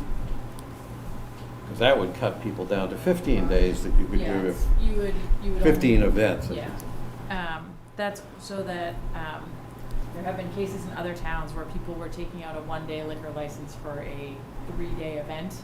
And so we're saying that if you were doing a 3-day event, you would need 3 liquor licenses, but we can be clear about that. But, so my issue is, It'd be but what fine about with a rain day? 1 license for both of those. Is that, we can do that? So that would need to Yep. be clear in here. It's just to stop Okay. a multi-day event. Okay, that's fine. Not to Okay. stop a multi-day event, but you Yeah. just need 3 separate Got it, licenses. okay. And then I guess the other question I had for our discussion is, do we want to charge a fee, and if we do, what should it be? And then on the second page, it says once, in the paragraph after the required supporting documentation, it says, once deemed complete, the application will be voted upon by the select board at one of their next regularly scheduled meetings. The question is, in the requirement, it has to be submitted a minimum of 2 weeks prior to the event. We don't always meet every 2 weeks, so it's sort of a contradiction between the 2-week deadline and the fact that we don't necessarily always meet every 2 weeks. So I wondered if the 2-week prior to the event was going to create problems for people, because a lot of people don't think about this until the last minute. Right. It is, but the problem with that is when they think about it at the last minute, then they don't have the insurance coverage or any of the other things that we need. So we're trying to give people 2 weeks so they get all the information into us in a timely fashion. Mm-hmm. Yeah. But Okay. we can coordinate the language. to It's make almost sure like the language should say that the application has to be submitted by the Board of Selectmen meeting prior to the event, and then let them figure out what the timing of it. And then if, we've had a few emergencies that have come up that were expedited approvals, but that seems what it should be. And then the last thing was actually a question, the very last paragraph, persons holding a one-day liquor license must purchase alcoholic beverages from a licensed wholesaler / importer, manufacturer, farm winery, farmer brewer, or special permit holder.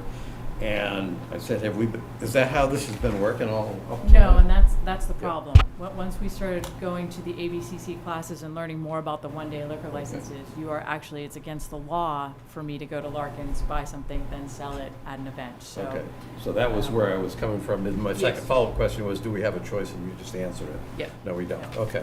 So this was a concern about liability that I have for the board in issuing these licenses without following what's in the state statute. And then the last question on the application itself, this is a question for you, Mark.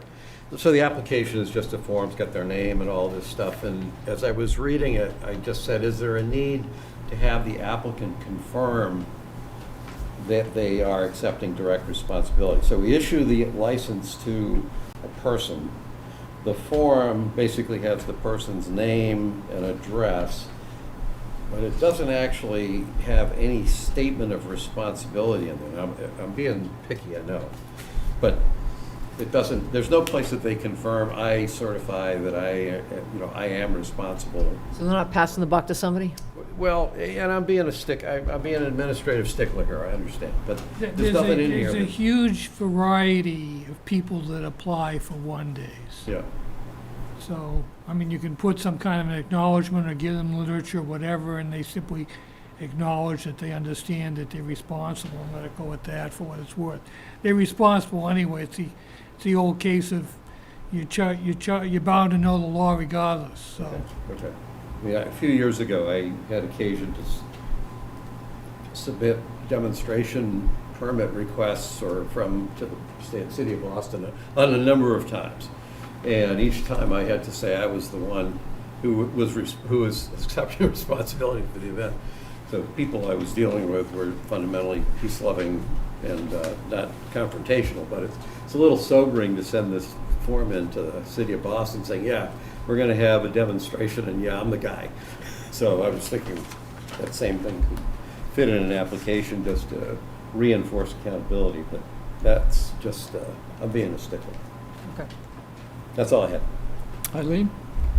No, I went through both pieces of paperwork. I did find it interesting that you can't buy alcohol from a Palumbo's or a liquor wholesalers. And then when you go to someone like Astra Luna, do they then put an order in for you? Is that because let's just say you want to buy something that's like a Diageo brand, and Astra Luna has their own vodka and their own whatever. I just found that interesting. Who's Astra Luna? They're one of the approved distributors here they're one of the approved authorized resellers here in Medfield, but they have their own brand of beer, wine, like kind of the private label like O'Brien's, and so I just found it interesting when I read that. I'm like, how do you get the brands you may want? Like, so you're up against this right now, Gene. It's a problem. So, not to belabor the point, but historically, Massachusetts broke it up into three things: manufacturing, distributing, and retail sales. And you could be one of the three, but you couldn't be more than one of the three. That's what broke it up. It got complicated when they came out with the farmer series, because basically farmer, brewers, wineries, and distillers can do all three. That's the advantage to being a farmer, having that class of license. Well, I looked up the list, and there's 5 of them here in Medfield, but none of them are names that you would be like, oh, that makes, I shouldn't say makes sense, but names that Distributorships, yeah, you're like, okay. they're who you would see delivering to the packy in the back, pulling in with a truck. So I think that's one of the reasons why we started doing this is, obviously when we started doing more licenses for Belforge and having been to Belforge, I realized that Jean was following the law and doing what she was supposed to do and how she was procuring her alcohol for the site, and I thought, wouldn't it be nice if we made everybody follow the rules? So, Well, yeah, so it's Seventh Wave Brewery, Zulus, Astra Luna, Farthest Star, and Astra Luna. Astra Luna has a wholesaler's license, and they also have the farmer brewer license. Right. but you don't have to use who's in your town. You can use any. Oh, you can use anyone, but it's interesting that those are the 5. Yeah, there's, but it's interesting too, like Millis doesn't have one, there's certain towns that just don't have it, so you're forced to go outside, but super interesting. Well, it's also interesting to me as to why they wouldn't allow you to buy from a local liquor store, because that seems like... Because they're a retailer, not a distributor, right? Yeah, but why does that matter? Because these statutes are all were enacted post-prohibition and haven't been updated since significantly. And it used to be that... There's vested interests in all of them. And they used to not want people to have more than 2 or 3 liquor stores, There's too. stuff on the books that would blow you away if you actually read That's what- still a rule. You can only have 3. You can only carry, like Plumbos, we could have no more than 3 Plumbo locations. That's why, like Costco can only have 3 locations in the state. Yeah, That's it's a lot of all. anachronisms, but... Crazy. All right. So the fees is- So we just have to decide on if we're going to apply a fee to this. Is that what we're talking about tonight too? You need to decide if you're gonna charge a fee for it, and if you're okay with the language, we can bring you an updated draft with those changes in it, but then, when you'll make the policy go into effect. Okay. The other thing, just for completeness, they did, in an attempt to address part of the problems that arise, come out with a class of license called a caterer's license, which is statewide. So if you're putting on a private party, you're putting on a function, you get somebody that's got a caterer's license, they can take care of getting beer and wine for you under that license. Do we have, on the fee part, do we have any metric of what it costs to process an, in other words, you can look at fees and go, well, I don't know, you can look Net at the neutral or a average, profit you can look center, at the high and yeah. the low, and or you could just sit there and say, well, we're still trying to encourage activity and we're trying to be nice to Gene, we should just waive the fees. And then, but I'm saying, well, but I don't know, it obviously costs something to process applications. it's staff time, and one of the things that we want to make sure is that once we do a license like this, the police department is aware of it, the fire department's aware of it. Right now, we don't notify the other departments when you issue a one-day. That will change. So there's some administrative processing, but it's not a ton of heavy lifting, it's just coordination. So my suggestion would be that we let Christine pick the fee that she wants to charge for the town. I'm okay with that. My thinking around it, I'm happy to let you at least recommend something. I think we have to pick the fee, but I would go with that. Where my head would go in thinking about that would be, as a town, are we in a mode where we actually would be receptive to increasing levels of events that involve one-day licenses? Or are we a town that thinks that this is too much of a party town, we need to tamp it down? I think of those two, I would fall into the former category, thinking it wouldn't, do we think COA has too many events? Do we think Belforge has too many events? And the answer is no. I think we're at a point where we would actually like to let the activity level build, which would point me to the lower end of fee range that we see here. At this point, I would recommend no fee. Okay. I'm happy to support that too. We can always change the policy. Yeah, I'm Things get good too with that. rowdy. I think for the first year, while we're trying to get everybody to follow this policy, we're still, as far as I'm concerned, for a small town coming out of COVID, I would go no fee. I also think, different than a lot of these other towns, we did put, what some of the other towns around us are charging. Most of our people who are applying for one-day liquor licenses are nonprofits. They're not looking to make a huge profit on this. We don't have big parties coming in for events, so I think until that happens, I'm fine recommending no fee. Yeah, and I appreciate that guidance, because I think that in the spirit of things, this shouldn't be a profit center. I mean, just if you guys haven't seen it, something like Dover's $25, Franklin's $75, Norfolk's $25. Then other towns have like $100 for all alcohol or $50 for wine and malt. I'm like, you know what? If people are trying to do something for nonprofit and then they can make a few dollars off of selling a beer for $5 and a mixed drink for $8, all the power to them. Yeah. Okay. And we don't have enough that it's super heavy lifting that I need to, have one person. full Not that I don't appreciate Brittany's staff time. I don't want anybody to think that's the case. So the standard for requiring the license in the first place is either that you're planning to sell it, as you alluded to, or it's taking place in a public or quasi-public location, somewhere where the public has access, or may have access. So you have a hall that is used for public events, but something that's strictly on private property and then you're not selling alcohol, that's not a situation that's covered by this. All right. And Jean didn't take you to lunch in the last 7 days or anything, right? Wait, do we confirm yet? No, sorry. So I don't need to make a motion on this because we're going to go back and. We'll come back with an updated version and a finalized for you. Okay, our next discussion item is the discussion of Straw Hat Park policies caused by pictures of cigarette butts. Yeah, so I just wanted to bring to your attention, we had a couple of complaints regarding smoking materials that were being put out on the ground and in the grass. There is no policy currently in our parks, at least Board of Selectmen parks, the Parks and Recreation is different, but on the properties that the town maintains care, custody, and control, there is no policy currently. So I just wanted to bring to your attention, we did have some complaints about it and how you wanted to handle it moving forward. It's not a policy the select board can adopt. It would need to be something that was done at town meeting.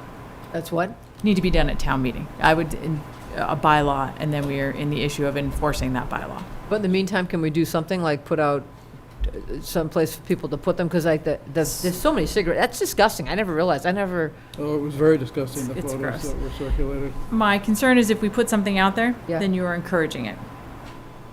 So are you saying that in theory there would be a bylaw that says no smoking in a place like Straw Hat Park? So, if I may.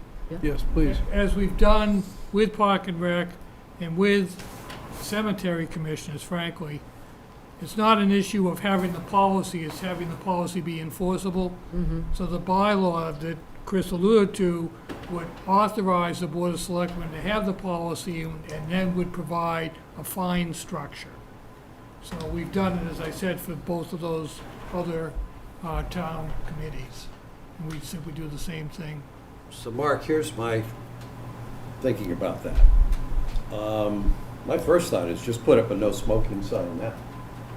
Just say no smoking. Because every time we talk about bylaws and we talk about fines, we immediately talk about how we can't enforce them. So I agree, it would be good to have a bylaw, so if, you know, it ever came down, we would have the bylaw to say we're in our rights to enforce something. But if we pass a bylaw and we don't have the ability to enforce it anyway, then the real issue is, do you want to put smoking receptacles up where people think this is a smoking area? It's one of the very few and one of the nicest, you know, it's a small amenity, but it's a very well-received park. And for that matter, it's also a park that a lot of kids use. So I'd almost rather sit there and have, even though it's a you know, unbacked policy that says no smoking, it seems to me it would be worth trying doing that to see if that cuts it down, because I think what we heard was there's only a couple people that are actually doing this. So the people that are doing it are people who don't care. And So something along the lines of please no smoking, smoke-free zone? Okay. yeah, I think that's an excellent idea, Gus. I would the second bylaw's that. a bluff anyway. I'm just a fan of the please, like instead of just no smoking, like please no smoking, smoke-free zone. Something that so Oh, that's, instead, oh yeah, I didn't mean make it Yeah. a nasty sign. well, no, because it's We would try that after the nice sign doesn't work, but. sick Rooney on him. Right. All right, so that's a good solution there. We'll,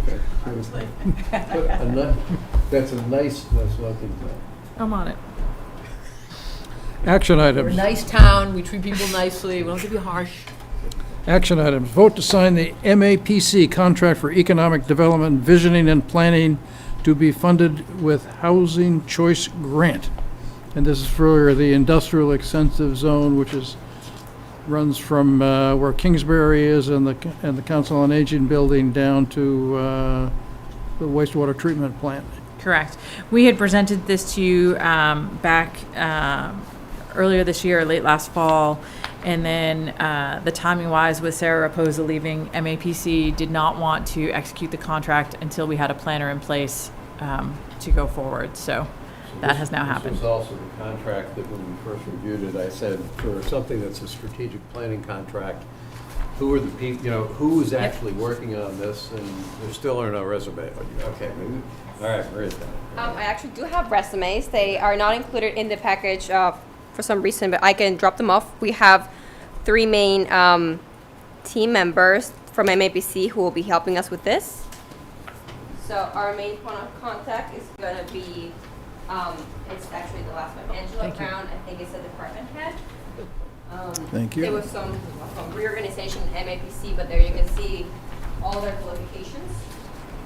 A lot of them have done several similar studies over the past, 5 years. So they're, in my opinion, have similar experiences to draw from.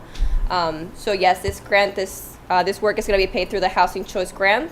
The work is to start immediately and to be finished before July of 2024.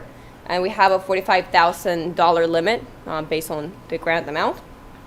Our goal is to look into the industrial extensive zone and to try to ensure that we have the most appropriate use of the district.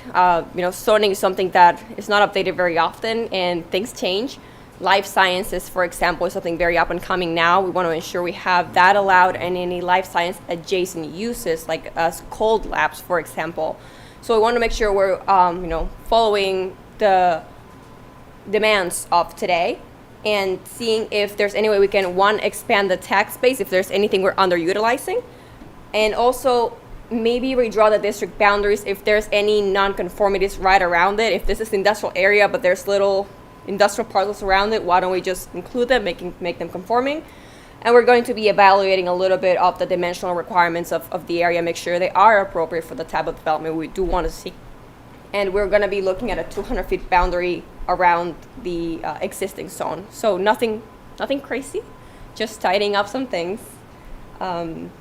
we're going to be talking with 6 real estate owners, developers in the area, like one-on-one interviews to get a good on-the-ground understanding of what's going on.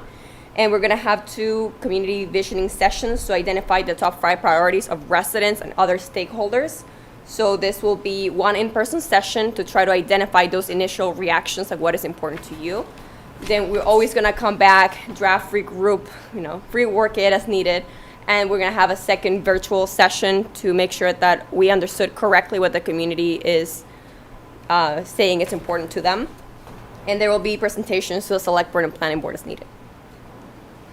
So when I asked the question about resumes, first, thanks for providing them. But my real question is, you've reviewed the resumes, you're satisfied these people have the necessary strategic visioning skills to be able to do a good job on this? Yes. So I didn't know. Okay. Perfect. Eileen, questions, comments? No, I think this is great. I'm glad we're moving forward. I do recall the conversation, and just looking over these, I mean, all of these are outstanding, so I'm happy you're on board and you're spearheading this. Happy to be here.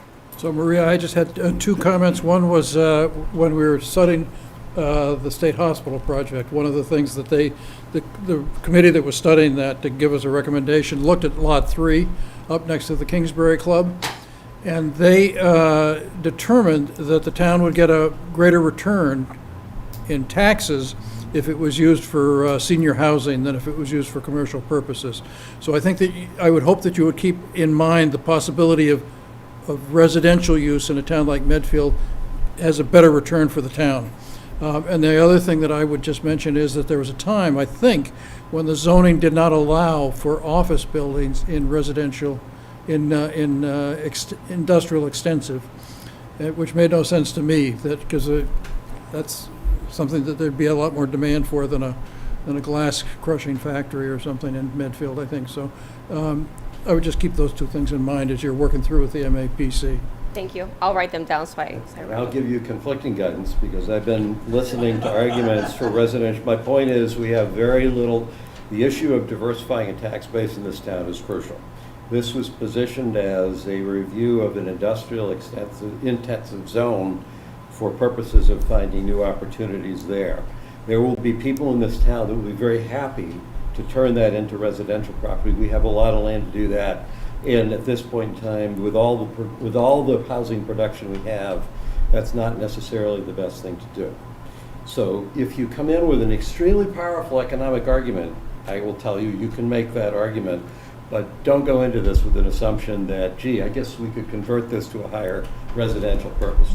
This property was bought, it was presented to the town when they agreed to fund it as land the town was buying for commercial development. That was back in like 1995.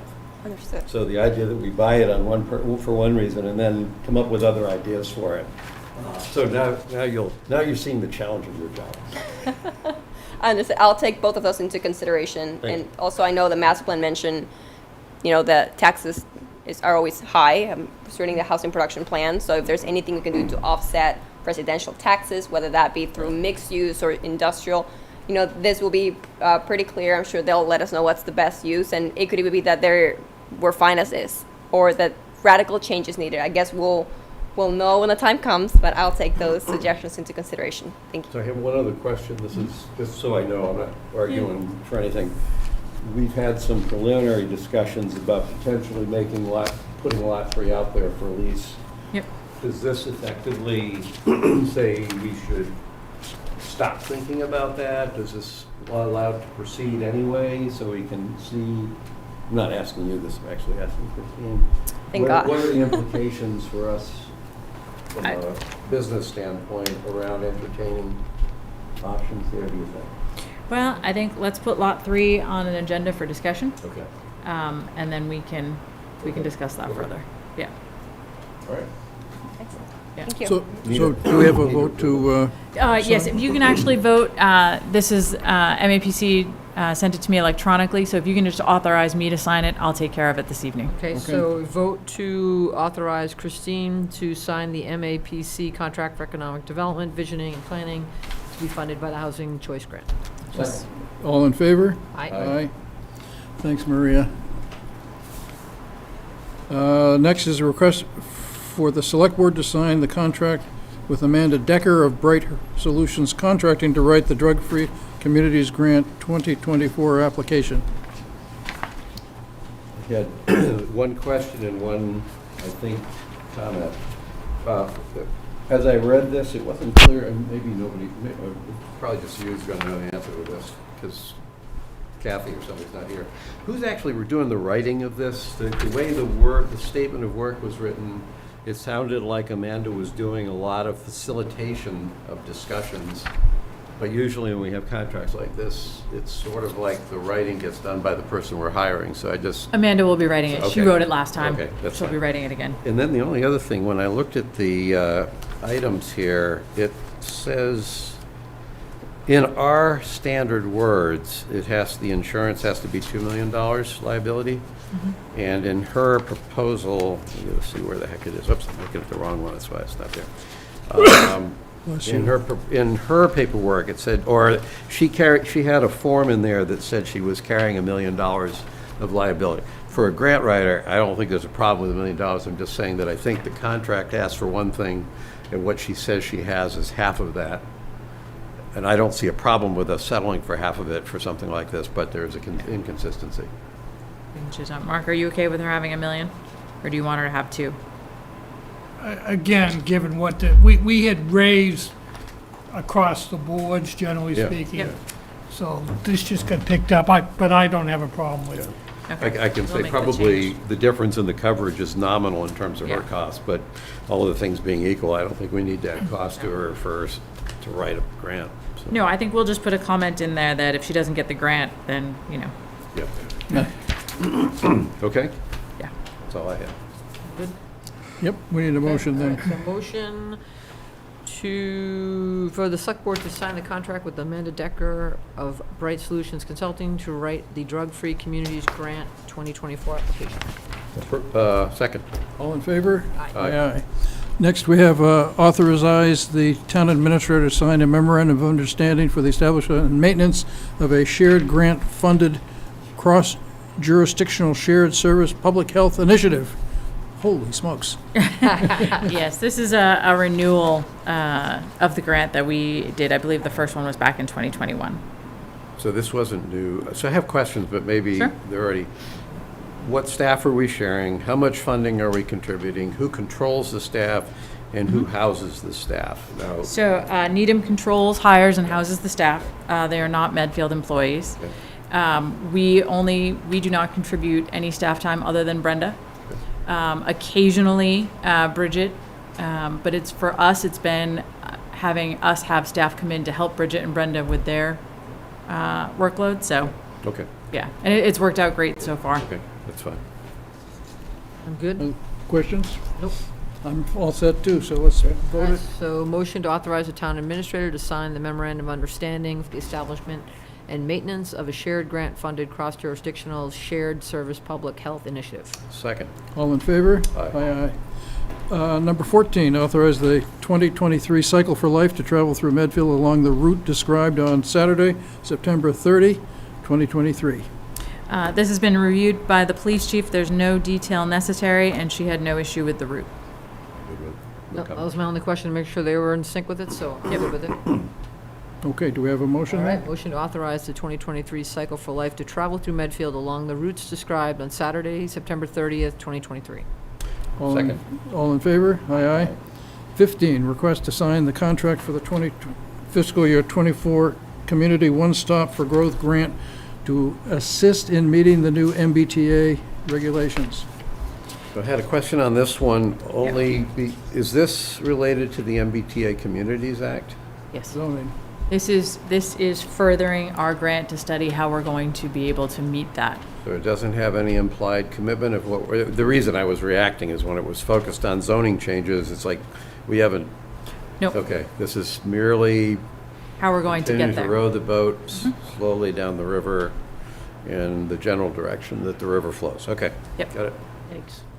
And we'll be able to publicly announce the receipt of that grant once the state announces it. So this is just administrative until we get the photo opportunity. Okay. Eileen, questions? Good. So my question, Maria, was where are we on the MBTA zoning? Have you had a chance to look at that yet? Yes, I had one meeting on it, so. We have done substantial site analysis, which is the hardest part of the work. I think it was determined that the state hospital is in partial compliance, but we will need to supplement that area with more zones around town. So the consultants were analyzing an area around near a state road. There was like 4 parcels there that could be an area by itself, and also our downtown district. So either or, I think downtown will be more suitable, just because the nature of a downtown could be fantastic for incentivizing mixed use. So if you do first floor business and then apartments on top, you get that business revenue and housing. So we could add a density bonuses for things like that. So the analysis so far, we have a compliance model that's run, and we'll be very close to meeting the requirements, at least on that end. So most of the work is done there. What the grant contract will cover now will be the drafting, the actual zoning bylaws and guidelines. It could be design guidelines, development standards, anything we want to use to shape this district, determine whether it's going to be a base district or an overlay district. We're going to do engagement plan to see community impacts, workshops. There's a lot of testing done as we get public feedback.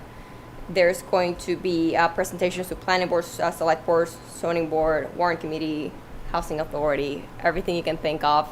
There is the option that if you are happy with the proposed districts and the proposed guidelines and everything that they entail, then they will go to town meeting with us if that decision you do choose to take, and they will submit everything to DHCD as well, or EOHLC.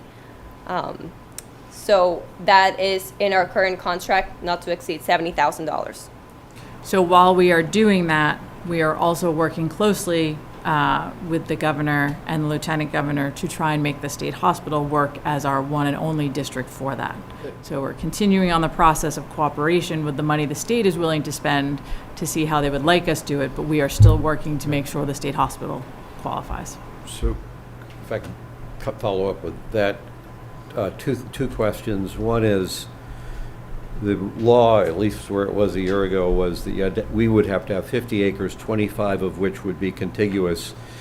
Even if we don't get full credit for the hospital, would the hospital portion be the piece that will meet the contiguous requirement? Yes. Okay. And then when we talk about doing units over, retail and stuff like that, does it still require 15 housing units per acre? Because I'm trying to think of how many stories are we talking about over stores? Okay, so that's a legitimate question. And then the only other comment I would make, which you probably already know, is I look at what happens. They tried to sell it on, you could just zone the downtown and it won't matter. And the thing is, if a developer comes in and buys one piece of property to put in a 15-unit apartment, and then goes to the next door neighbor who owns a single family home and says, hey, I'll give you a pretty nice piece of, so I can have 2 acres of 15 units per acre. Effectively, I anticipate that downtown, the single family homes or duplexes will fall like dominoes, just because once you have a 15-unit apartment complex next to you, there's no particular attraction to want to be living there if somebody's willing to give you a big chunk of money to get out. And so I'm probably preaching to the choir here, but that's the thing that I react when I hear about, we could zone the downtown. It's like, yeah, we can destroy the downtown. Okay. I think density bonuses go a long way, and they'll see if I do this, I'll get extra units. So you will at least get a retail component, and we can obviously control the boundaries of that downtown, make sure it's contained to it. Yeah. Okay. But okay. Yeah. Just making sure. I understand. Thanks, Maria. Okay. Thank you, Maria. So do we have a motion on this then? All right, so make sure you didn't have any comments. Okay, request to sign the contract for the FY24 Community One Stop for Growth Grant to assist in meeting the new MBTA regulations. Okay, we're voting to assign the contract. Yes. Yes, but second. All in favor? Yep. Aye. Number 16, vote to approve fiscal year 2023 appropriation transfers, Park and Rec, Conservation Cemetery, Transfer Station, Town Administrator. Chris? So just to refresh your memory on this, appropriation transfers were passed in the Municipal Modernization Act, which now allows you in the last 2 months of the year to do an appropriation transfer between one department to another, between that department, between salaries and operations. This only applies to the town in doing the appropriation transfers, and it requires a majority vote of the Board of Selectmen and a majority vote of the Warrant Committee. They are currently meeting at the same time as you this evening. But I have not heard that they are not planning to move forward with these.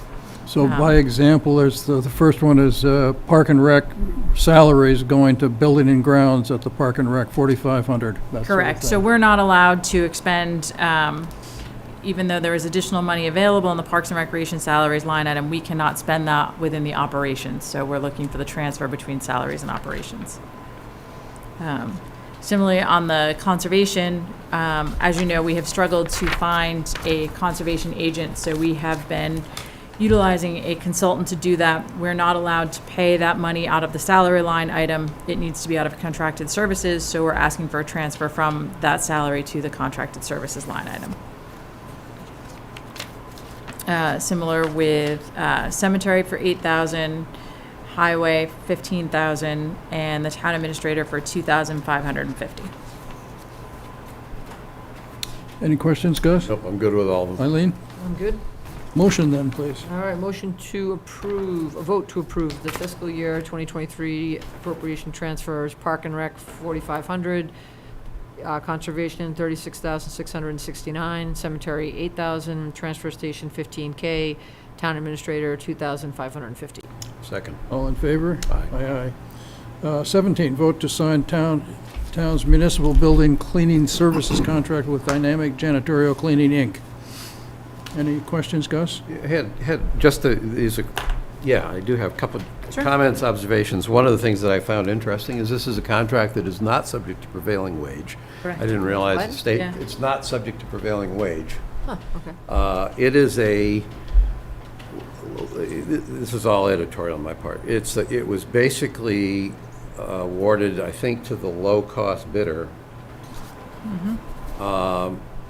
And I was curious whether this was a new company or whether this is, we've had cleaning services all along, whether this is a new company or whether we were replacing an existing incumbent company with a new company that's lower than the incumbent. So we put it out to bid. The contract, actually, the first contract we had expired in 2020. Because it was COVID, we took the 2-year extension option on that and kept the same company. Decided to go out to bid when that contract was completed. There were 3 vendors that showed up for the walkthrough, and only 1 bid, and that was the incumbent bidder. So this is our existing cleaning company. Yep. Okay. And it came in 7.25% increase. We had anticipated a 10% increase, and they came in at the 7.25. We did make some changes to the cleaning schedule based on needs and demands of the different buildings. I don't have much of a reputation of being, maybe you could think of a more liberal person who's worried about what we are doing with the people that work here, but this was one when I was reading it, I was saying, I hope we didn't take the people that I've seen here for a couple of years and because somebody else came in and lowballed them, but okay, this is a continuation. I even did some math just to try to figure out hourly, how much should people getting paid, and it's like, I don't know how many there are. How many hours does it take to clean the town hall, and you can get to some real low numbers. So rare event, everyone, to ever hear me be the compassionate non-conservative around labor pay, but I want to make sure we weren't exploiting anything. Well, that being said, if it had been a bid situation, you're bound to take the lowest. That's what was my question. So that's the thing, it's a tough thing with low bid, but okay. Same company. That's not a moral dilemma for me when they were the sole bidder. So, Eileen, questions? No, I'm happy to hear that it's a group that's been on board and supporting us, so that's fantastic. Okay, I'm ready for a motion then. All right, motion to vote to sign the town municipal building cleaning services contract with Dynamic Janitorial Cleaning, Inc. Second. All in favor? Aye, aye. Number 18, vote to sign town's solid waste and recyclables contract with Lawrence Waste Services.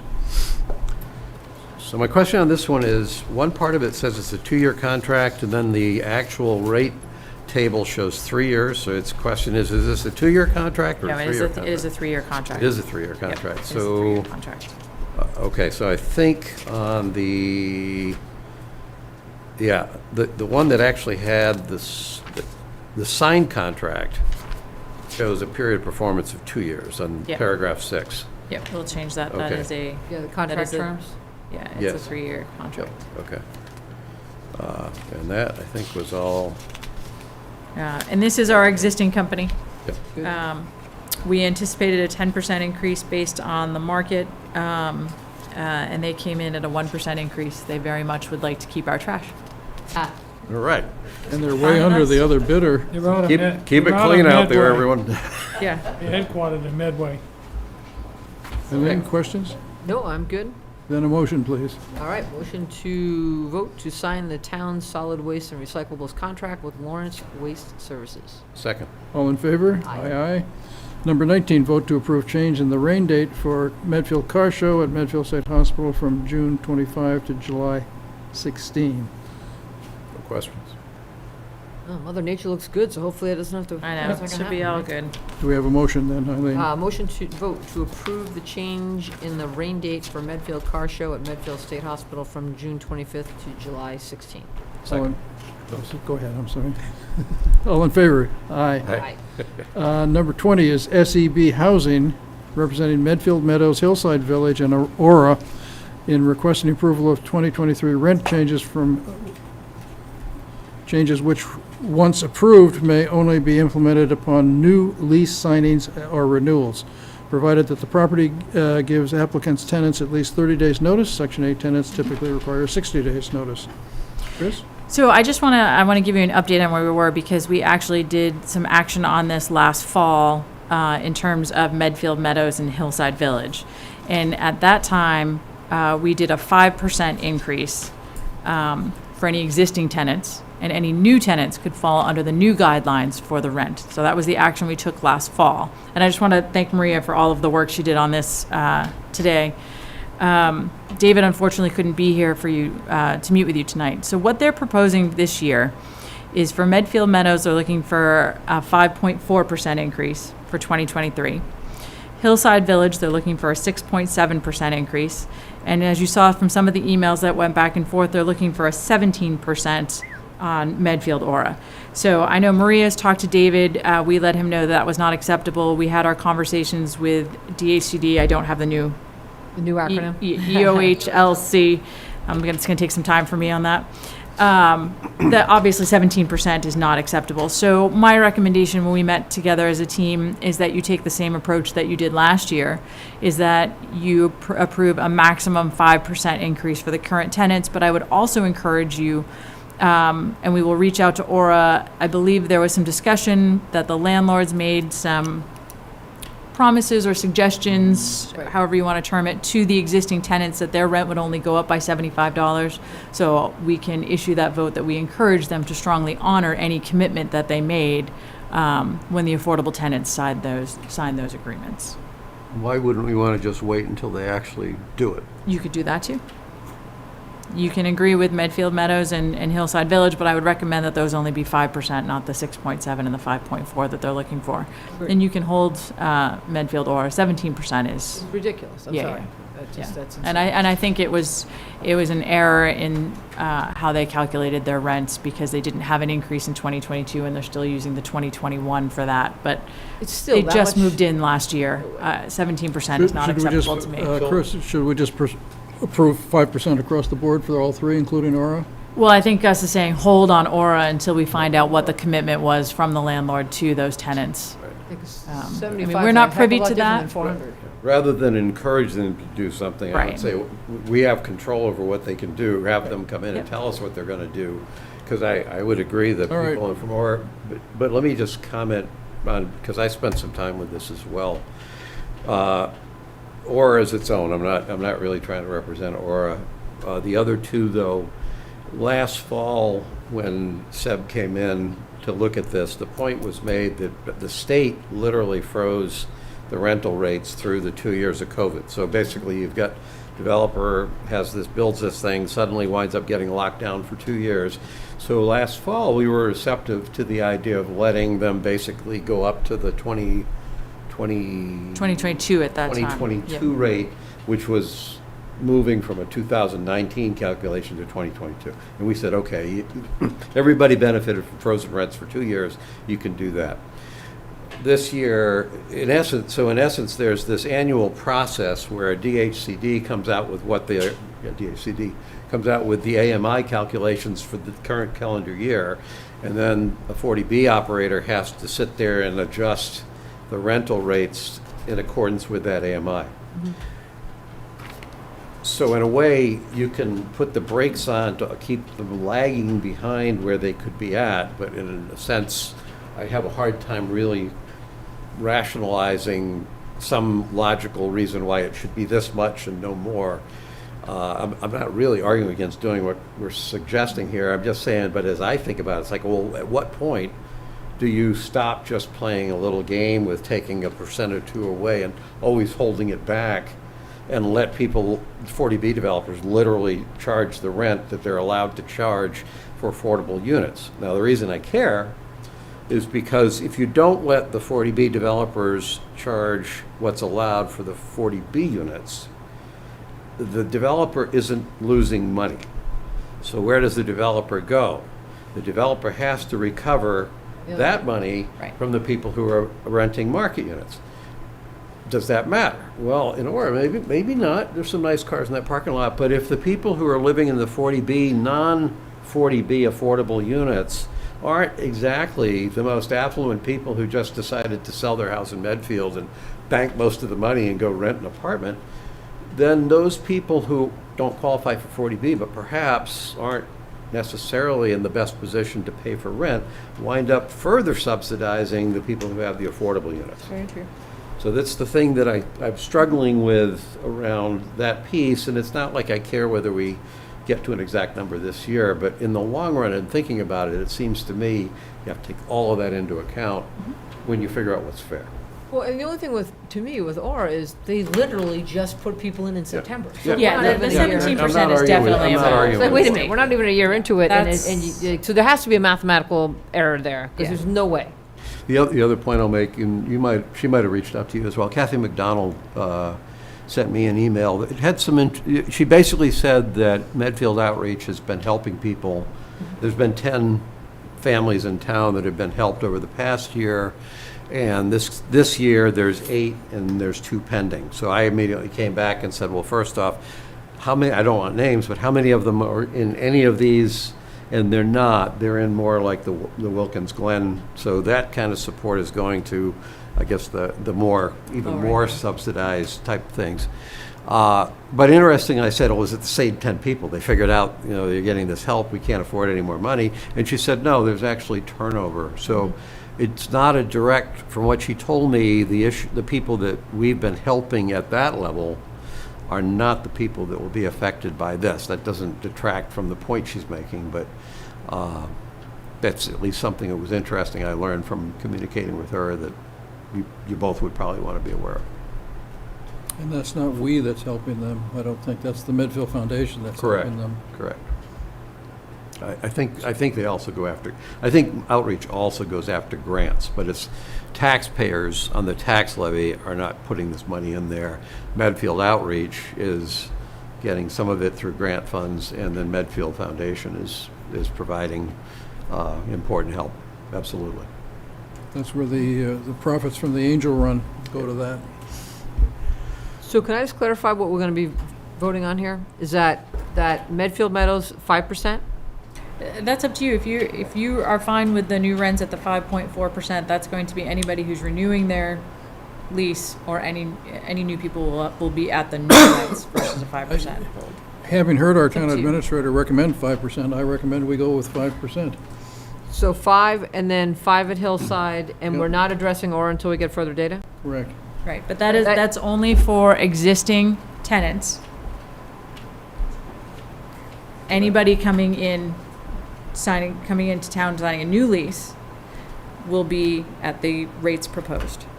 So we're just capping the 5% to the people who are already living in that building. Okay. But if there's turnover and there's a new lease, then they would have the new DHCD guideline rents that you see here. Okay, and those are the guidelines that DHCD is putting out there, so it's not for us to argue that.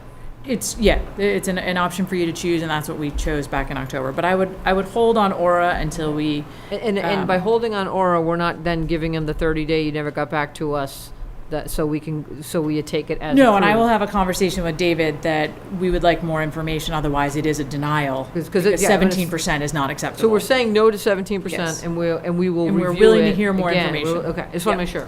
Yeah. All right. You want to make a motion? So Please. to be clear, renewing leases, Medfield Meadows, Hillside, 5%.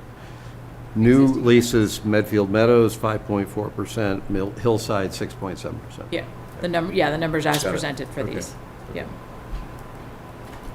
All right, I might not say that right, so you catch me on this one. All right, so motion to vote on the SEB housing representing Medfield Meadows, Hillside Village, and Aura with the stipulation that the renewing at Medfield Meadows is 5%, renewing at Hillside Village is 5%. New is Will be market allowable according to DHCD's guidelines. okay, market allowable according to DHCD. And Aura, we are putting on hold for now until we get further information from them regarding the data, because 17% is a no. 17% would be a definite denial, so we'll give them the opportunity to get us more information. Okay. Is there some? Yes, it That was. a motion. I started a motion at SEB housing. Second. All in favor? Aye. Aye. Aye. Number 21, authorize the town administrator to sign the agreement with Easton Electronic for the detection signaling system and/or fire control panels. Yes, so this is the system, Chief Carrico has been a few times to talk to you about, the company that we have that allows us to function as an alarm company for the businesses in town as well as the municipal buildings, is no longer going to support us. It would be a $95,000 cost for us to establish a new program. We have a contract in front of you tonight with Easton Electronics, with Chief Carrico has worked for in the past, that will take over the alarm system for us, and they will bill the town and the non-municipal buildings directly for us. So just for an example, currently they pay the town, at Kingsbury Club of Medfield is an example. They currently pay the town $180 a year for that alarm monitoring. That will now become $400 through Eastern Electronics, and they will bill them directly for us. Nothing No from me? questions. Questions? Okay, so motion to authorize the town administrator to sign the agreement with Eastern Electronics for fire detection signaling system and/or fire alarm control panels. Second. All in favor? Aye, aye. Chris, where's Gatehouse? Is that at the park? Great House Yes. Drive? Yep. Thank you. Next, we have number 22, request to sign the contract with Beals and Thomas, Inc. for the planning board's peer review consultant. Questions, Gus? Make an observation that Stacy Minahane signed the contract as a principal. In the proposal, she's identified as a senior associate, but she's only assigned 5% to the contract. That looked like a rather strange, it's neither here nor there, if that's where the planning board wants to go. It's a peer review consultant. I looked at all the people, they all look fine. I just read it and said, well, that's a weird, confusing set of details. I'll still vote to approve it because the planning board says they want it, but that looks strange to me, as an observation. All right. Motion? If you're ready to go, I'm set, too. Okay. Go ahead. Motion to sign the contract with Beals and Thomas, Inc. for the planning board's peer review consultant. Second. All in favor? Aye, aye. Number 23, authorize the town administrator to sign the streetscapes earmark contract. So we received a earmark from the state delegation for $150,000 for streetscape and wayfinding improvements in town. And as you'll recall, this was one of the things identified in the local rapid recovery grant as one of the recommendations. We did not anticipate getting the full amount as requested and are overjoyed that we have this money to spend in the downtown. How much is it? How much again? 150. Good. 35,000 of which we will be putting towards designing that signage, and then 115,000 for implementation. Eileen, questions? Good. None. Motion then, All please. right, authorize the town administrator to sign the streetscapes earmark contract. Second. All in favor? Aye, aye. And just as an aside, an editorial, I'm going to get a Park Street signage thing out of this if it kills me. Good After idea. 25 years, I'm getting Park Street signage. Good idea. Number 24 is Board and Committee FY24 reappointments. Chris, how do you want to do these? Typically, you go through and you can do them by page if you would like. Mark, do you have an issue if they do it by page, or do you want them to do specific to each committee? We've grouped them in the past to expedite it. Okay. So when The you only one on page one. I don't have it in front of me to actually be able to, other on than I recall last year grouping. Yeah, we did them by page. The only one I would say we're going to hold on page one, that I would like you to hold is the Capital Budget Committee, only because I haven't heard who the warrant committee representative is going to be, and I'm still waiting to hear back from one person if they would like to be reappointed to that committee. And I would recuse myself from voting for my wife for the Conservation Commission. Are you But I'm allowed to happy vote with for all the yourself? others. Can you vote for yourself now? So why don't you just read down the committees on the page and vote? So the first page would be the ADA Compliance Review Committee, the Board of Registrars, the Board of Health, the Committee to Study Memorials, Community Choice Aggregation Committee, Community Gardens Committee, Conservation Commission, Council on Aging, and Historic District Commission. Any questions about any of those? Pete, my only question is, you recuse yourself because you can't vote for your wife, but I'm on some of these committees. Do I have to recuse myself on the committees? Oh, I don't know. Talk to town council. I don't think I ever have in the past. I just voted for it. I don't consider what these committees do and all that it's really subject to that. Okay, That's my opinion. okay, good. All right. So do we have a motion then, Eileen, on these? Yeah, I'm just looking over some of these names. Sorry. Pardon? I'm just looking over some of these names. Oh, okay. I didn't realize that some of these are, so the conservation is a 3-year term? Correct. And if someone's on there and it's not working out, how does, or any one of these committees that's assigned for a 3-year term, and we hear back that someone's not, versus 1 year, right? 1 year, you're done, and we can suck it up for 9 months if something's not going well, and we just don't reappoint them. Why is some of these for 3 years? Some are by state statute. Oh, really? Yep. Okay. All right, so I did not realize that. We encourage the chairs to talk to their members too and ask if it's really working out for them. So Christine, you took Capital Budget Committee off this, and there was Yes. another one? That was the only one Oh, I the had only one. tonight, Okay. yeah, So on that- this page. On this first page, the only one we're not taking a look at is Unless capital anybody budget. else has an issue with it, but that one I need to hold because I did not hear back from everybody today. I don't think I had any issues. All right, so I was going to call out one of these committees, but I'll take that on my own and have a conversation with somebody.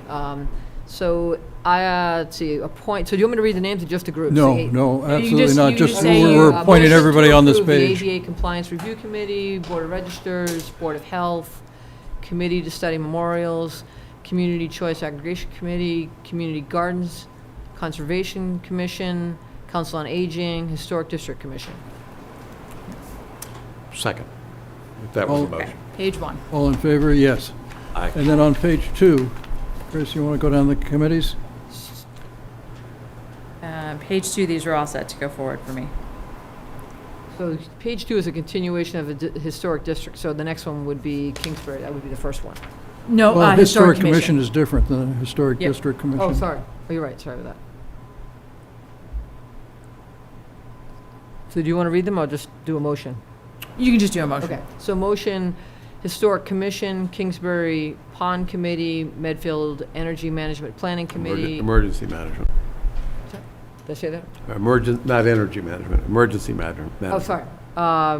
Medfield Emergency, oh yes, Energy, sorry. Medfield Emergency Management Planning Committee, Medfield State Hospital Buildings and Ground Committee, Medfield State Hospital Development Committee, Medfield State Hospital Mediation Committee, Medfield Outreach Advisory Board, Memorial Day Committee. Motion to Second. reappoint all those? All in favor? Aye. Aye. Alrighty, motion to approve the following reappointments for OPEC Trust Fund Committee, Pedestrian and Traffic Safety Committee, Permanent Planning and Building Committee, Transfer Station and Recycling Committee, Wildlife Management Committee, Zoning Board of Appeals. Second. All those in favor? Aye, aye. And that is that. Okay, so let's, There are several other committees, including Water and Sewer, the Enterprise Fund, and the Affordable Housing Trust. We're just waiting to hear back from them. They had asked for an extension, including the, Energy Committee, Water and Sewer, Enterprise, and Affordable Housing Trust. They've just asked for a little more time to poll their members, what their plan is. next item is board and committee appointments. Appoint Jerry Potts to the Kingsbury Pond Committee. Appoint Lily Fayweather to the Transfer Station Recycling Committee, and appoint Stacy Yackel to the tenant representative of the Medfield Housing Authority. Do we have a motion to appoint all three? All right, motion to appoint Jerry Potts to the Kingsbury Pond Committee, Lily Fairweather to the Transfer Station and Recycling Committee, and Stacy Yackel as the tenant representative of the Medfield Housing Authority. Second. Any questions, comments? All in favor? Aye. Next, 26, request from the Cultural Council for a one-day all-alcohol license for a Festival of Possibilities event at Belforge on July 15 from 7 to 3 to 7. 3 to 7, sorry. Absolutely. Oh, yeah. Thanks for coming, Ron. I like the name, Festival of Possibilities. It's a little different now. We changed it. It's Festival of New American Art. But this is all due to we had close to 5,000 encumbered from 22. And some of it was COVID related. Some of it was Frank Iafola was having some health problems. And so what happened was one girl came back this year and did her thing, and we gave her $600. So we have about $4,400 left in the budget for 22 that we have to spend, because at the end of the year it goes back to the state. So we increased Frank and Martha's grant, and we decided to do an event. And we had decided to do up at the state hospital, we were going to do a concert with Phoebe Legere from New York, who's originally from Lexington, and Justine Koval, has a label, Red on Red Records, in Boston. She's a mover and shaker in the music industry. And then Andy Pratt, who was a guy from the 70s who had a great hit in '73, Avenging Annie. So what happened was a week ago Thursday, Justine died. She was 59. She lived in Arlington, and she died suddenly. We don't know what happened. But so we got together, and Phoebe called Robin Lane, who was on her label, and she got her to play. So it's going to be Phoebe Legere, Robin Lane, and Andy Pratt. And there's a lot of interest in remembering Justine, because she was a big deal in Boston. So that's what we're doing, and we're trying to make a family-friendly event. We're going to have big painting, group painting for the community and children, and we have a horticultural exhibit where kids can decorate their pots and plant pots in them and put pot plants in them and take them home. And then we're going to have the concert at 3. So it goes 12 to 7, but 3 to 7 is the concert alone. So we just wanted to do the Patron thing that the Belforge group does. The profits will go to Belforge. We just want to have the bar. So that's why we're applying for this. Yeah. Gus, question? That's all. Sounds fine to me. Come up there on the 17th. No, I love it. And so will it be in the new stage? So it'll be on that side of Belforge? Yeah, that's awesome. I Yeah, love that. that's going to be great. It's fine with me, Ron. Good luck. Thanks, Do you have a Ron. motion? All right, so motion to approve the Cultural Council for one-day all-alcohol license for a Festival of Possibilities event at Belforge on July 15th from 3 to 7. Second. All in favor? Aye. Aye, aye. I do Good have luck a with money it. order for $50 if you want. Because I thought it was $50 charge or something, or whatever. Oh, It's no, okay. you're getting it for free. Okay, great, terrific, thank you. But if you want to donate to the gristmill, have at it. Number 27, request to authorize the town administrator to sign the liability and excess liability renewal quotes for the Medfield State Hospital. This is our annual insurance coverage for the state hospital. This is outside of our typical property and liability insurance. Our existing insurance company will not cover vacant buildings on site, so we had to go to the private market about 4 years ago. There's a slight increase, a $2,000 increase over last year's budget, and I'm hoping this is the last time I have to bring this insurance up to you. I did have a conversation with the insurance company, and if we do close with Trinity in the March-April timeframe, which we anticipate, we will get credited for the part of the insurance policy we did not use. So I feel comfortable moving forward with it this year. Questions, Gus? None? Eileen? I'm good, I'm ready to motion if you want Motion then, me to. please. All right, motion to authorize the town administrator to sign the liability and excess liability renewal quotes for the Medfield State Hospital. Second. All in favor? Aye. Aye, aye. Citizen comments? I have no one registered for this evening. Okay. Consent agenda, there is none. Minutes, none. Town administrator updates. Just that we are working hard to wrap up the fiscal year 23 budget and getting ready to kick off 24. Well, Good. Next meeting dates are on the agenda. Select board member reports. Gus? Start with the Eagle Court for Parker Kilmer. What was that, two weekends ago, I guess now. Yeah, June 10th. You probably all will have comments because we're all there, but I will say that it's the first scout I've ever seen that needed 2 merit badge sashes. I'll just make that observation. Like in my entire life, I've always wondered what happens. I've always wondered what happens when you fill one up, and the answer is you start working on a second one going the other way.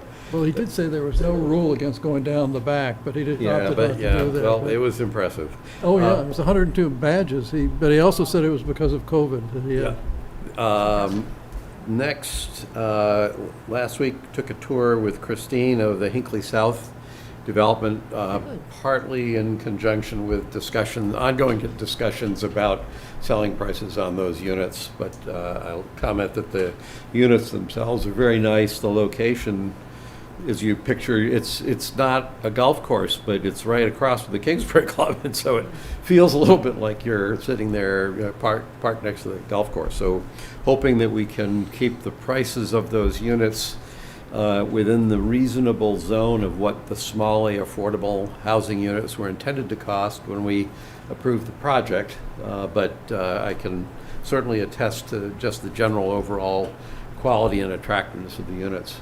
So that was nice to see. You've already seen them. They're beautiful. Yeah. And I mean, and think about it. Somebody buys it, especially the market price ones. They can turn around and do a lot of work to those, Yeah. and But not add bedrooms. That's in the deed. You cannot add bedrooms. They're 2-bedroom units. So you can finish things. an office with a closet. You can do that, but you can't add a bedroom. So So they'll always sell as a 2-2. Yeah. Okay.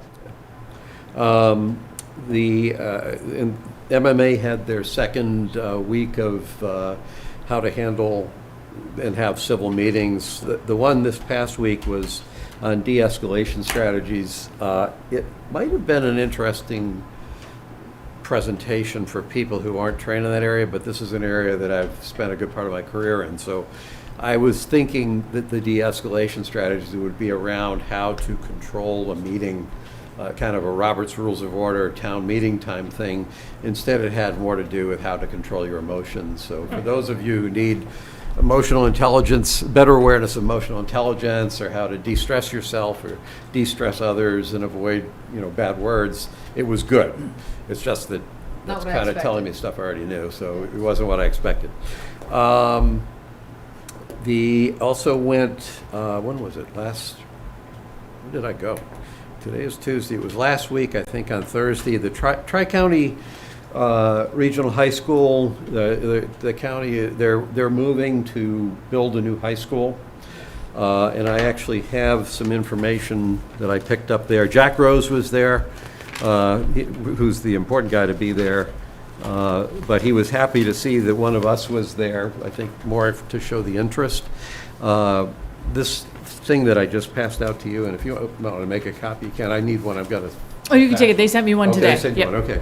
What the issue here is that they need the money to fund the new school. New school's maybe something like a $283 million project right now, but it's for a VOTEC high school, of which MSBA will cover their guesses. For their early projections, they're thinking the towns are going to have to cover about $200 million overall.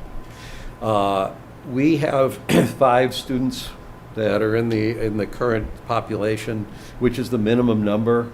It works out that the tax rate impact on Medfield is the absolute lowest of any of them, and it's really a nominal.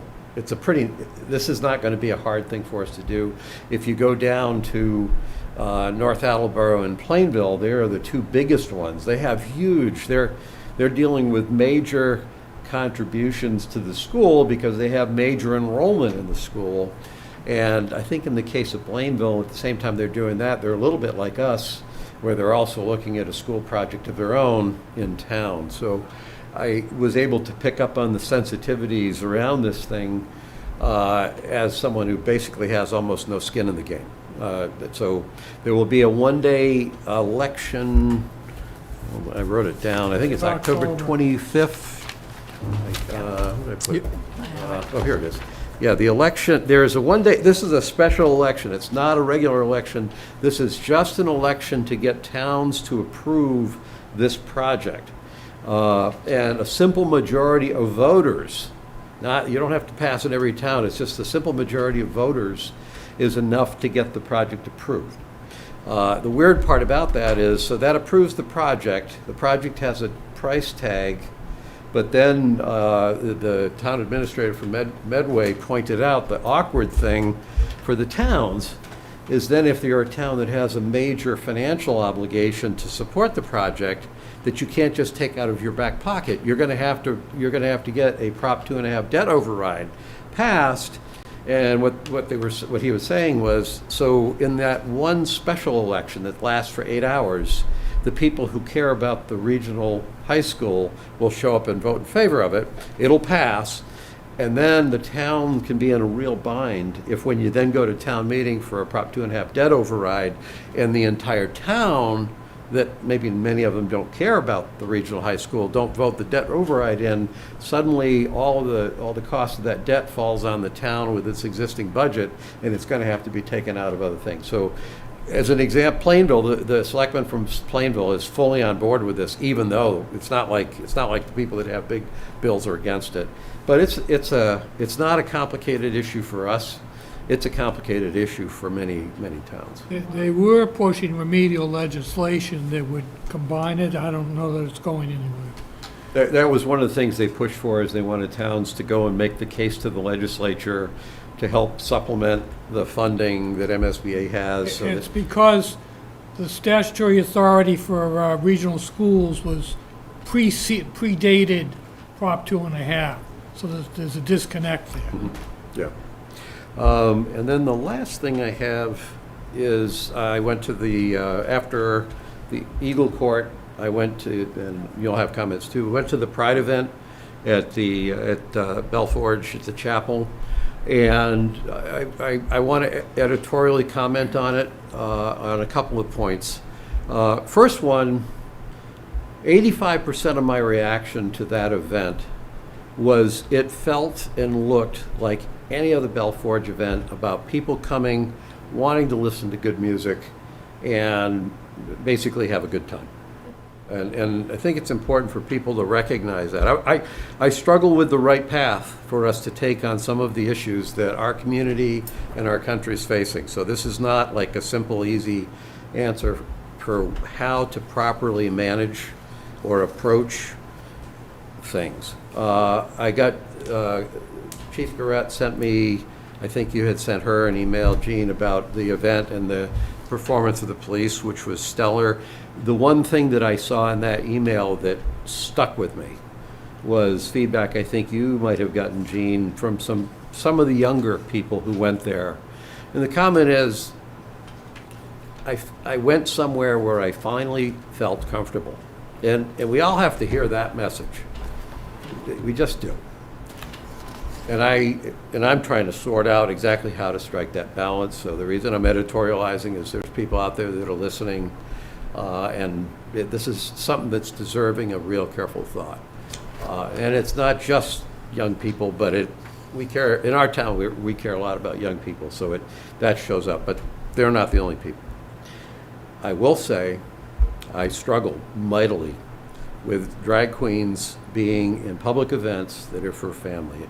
And I'll tell you why. I mean, there's a lot of reasons I struggle with it. It's not clear to me why it's a particularly important component that has to be there when we're talking about families. I don't have any problem with their existence, in whether they're performers or they're just people who like to wear women's clothes. In fact, I've had a relative in our family who was married to someone who was not LGBTQ, but emerged as a cross-dresser at a certain point in time.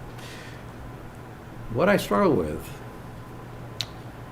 is why that makes sense to do in an environment that's a family environment where young children are there. I just flat out struggle with that. Now, there were young kids there, and quite frankly, they were a lot more interested in the Jenga blocks and other stuff than they were watching a man in women's clothes, cheesy women's clothes, that sort of objectify women in a sort of humorous, spoofy way, sing pretty bad Broadway songs.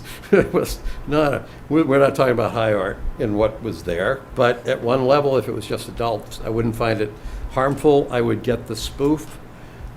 But here's what bothers me. That same man had put on blackface, spoofed a minstrel show. We wouldn't be accepting it in the same way we accept someone spoofing women. Because as I see it, at least, and I can be told I was wrong by women who know better, there's things that I've never been a feminist, but I'm getting to be one because there's things that I'm seeing going on in our society right now that, from my perspective, are phenomenally oppressive to women. And this is actually, for me, this is actually one of them, and I don't get it. I really don't. That part I don't get. The other part I get, but that's not something I get. End of editorial. Anything else? No. Okay, Eileen? All right.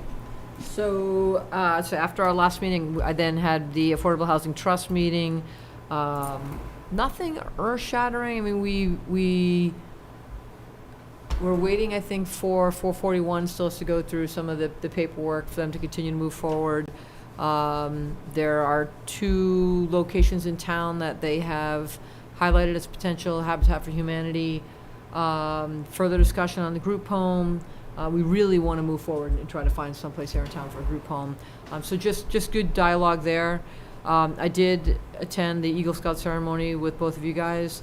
To know that that Parker had 106 badges, and I think the closest next Eagle Scout in his troop, I think, was 56. Yeah, the prior record, they said, was that's 56. just like, he didn't blow it out of the water. I think it was 102, but I think you only need 30-something.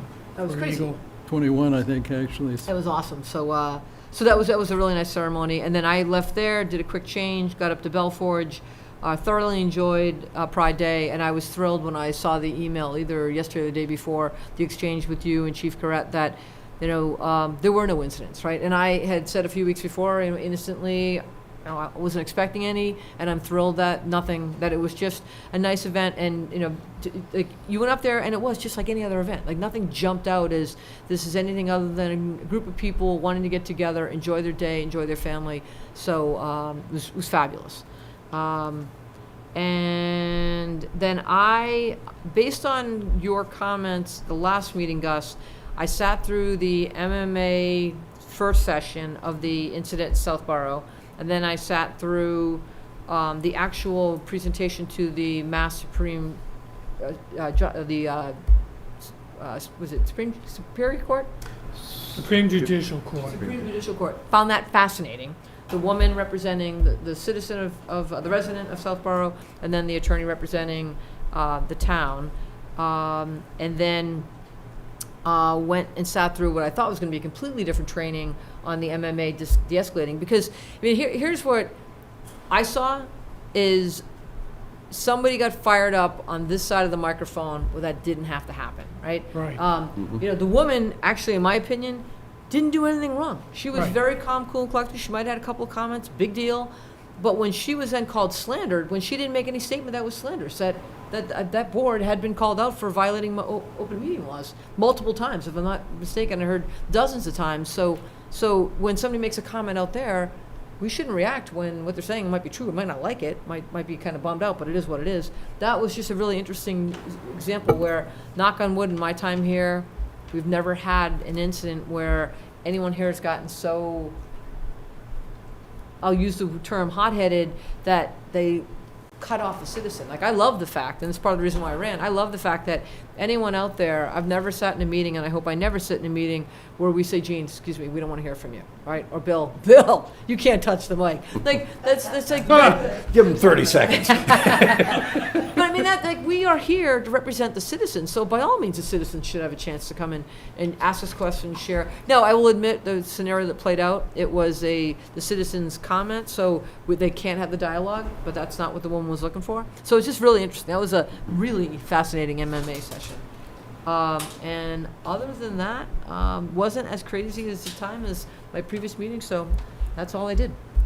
But we have an adage in the law that Pete probably remembers, that bad facts make bad law, and that was just a classic case of, frankly, in all due respect, I don't think the Supreme Judicial Court had to go as far as they did. I think they could have just focused on the conduct, the premature cutoff by the chair, and had a much narrower ruling than they did. Wouldn't have had all that great historical stuff, Mark. I love that. We're dealing with the consequences now of having public hearings where you can't impose civility, and I've seen some really, a short time, fairly nasty things take place. So after the Eagle Scout Court of Honor ceremony, I went to work because I have a medical malpractice case coming up in the next month. So I didn't get to see the Pride event at the hospital. I did go to a Medfield Foundation Legacy Fund meeting, and I also went to an Energy Committee meeting, hugely organized Energy Committee, with the longest meeting minutes of any committee in town. And I just have to say, Gene, I was so impressed with I hope you don't mind that your email got shared to the chief. Gene sent a very nice email to the chief of police about how well the police and the event went, the Pride event, and the chief sent back a very nice email. It was just, it warmed my heart to read those two emails, so thank you for that. Anything else, Chris? Are we all set? No, we are all set. Let's go eat dinner then. All right, motion to adjourn? Second. All those in favor? Aye, aye. Sounds like we need 4-page agendas. We need to start at 6. I'm loving this. That's true, yeah.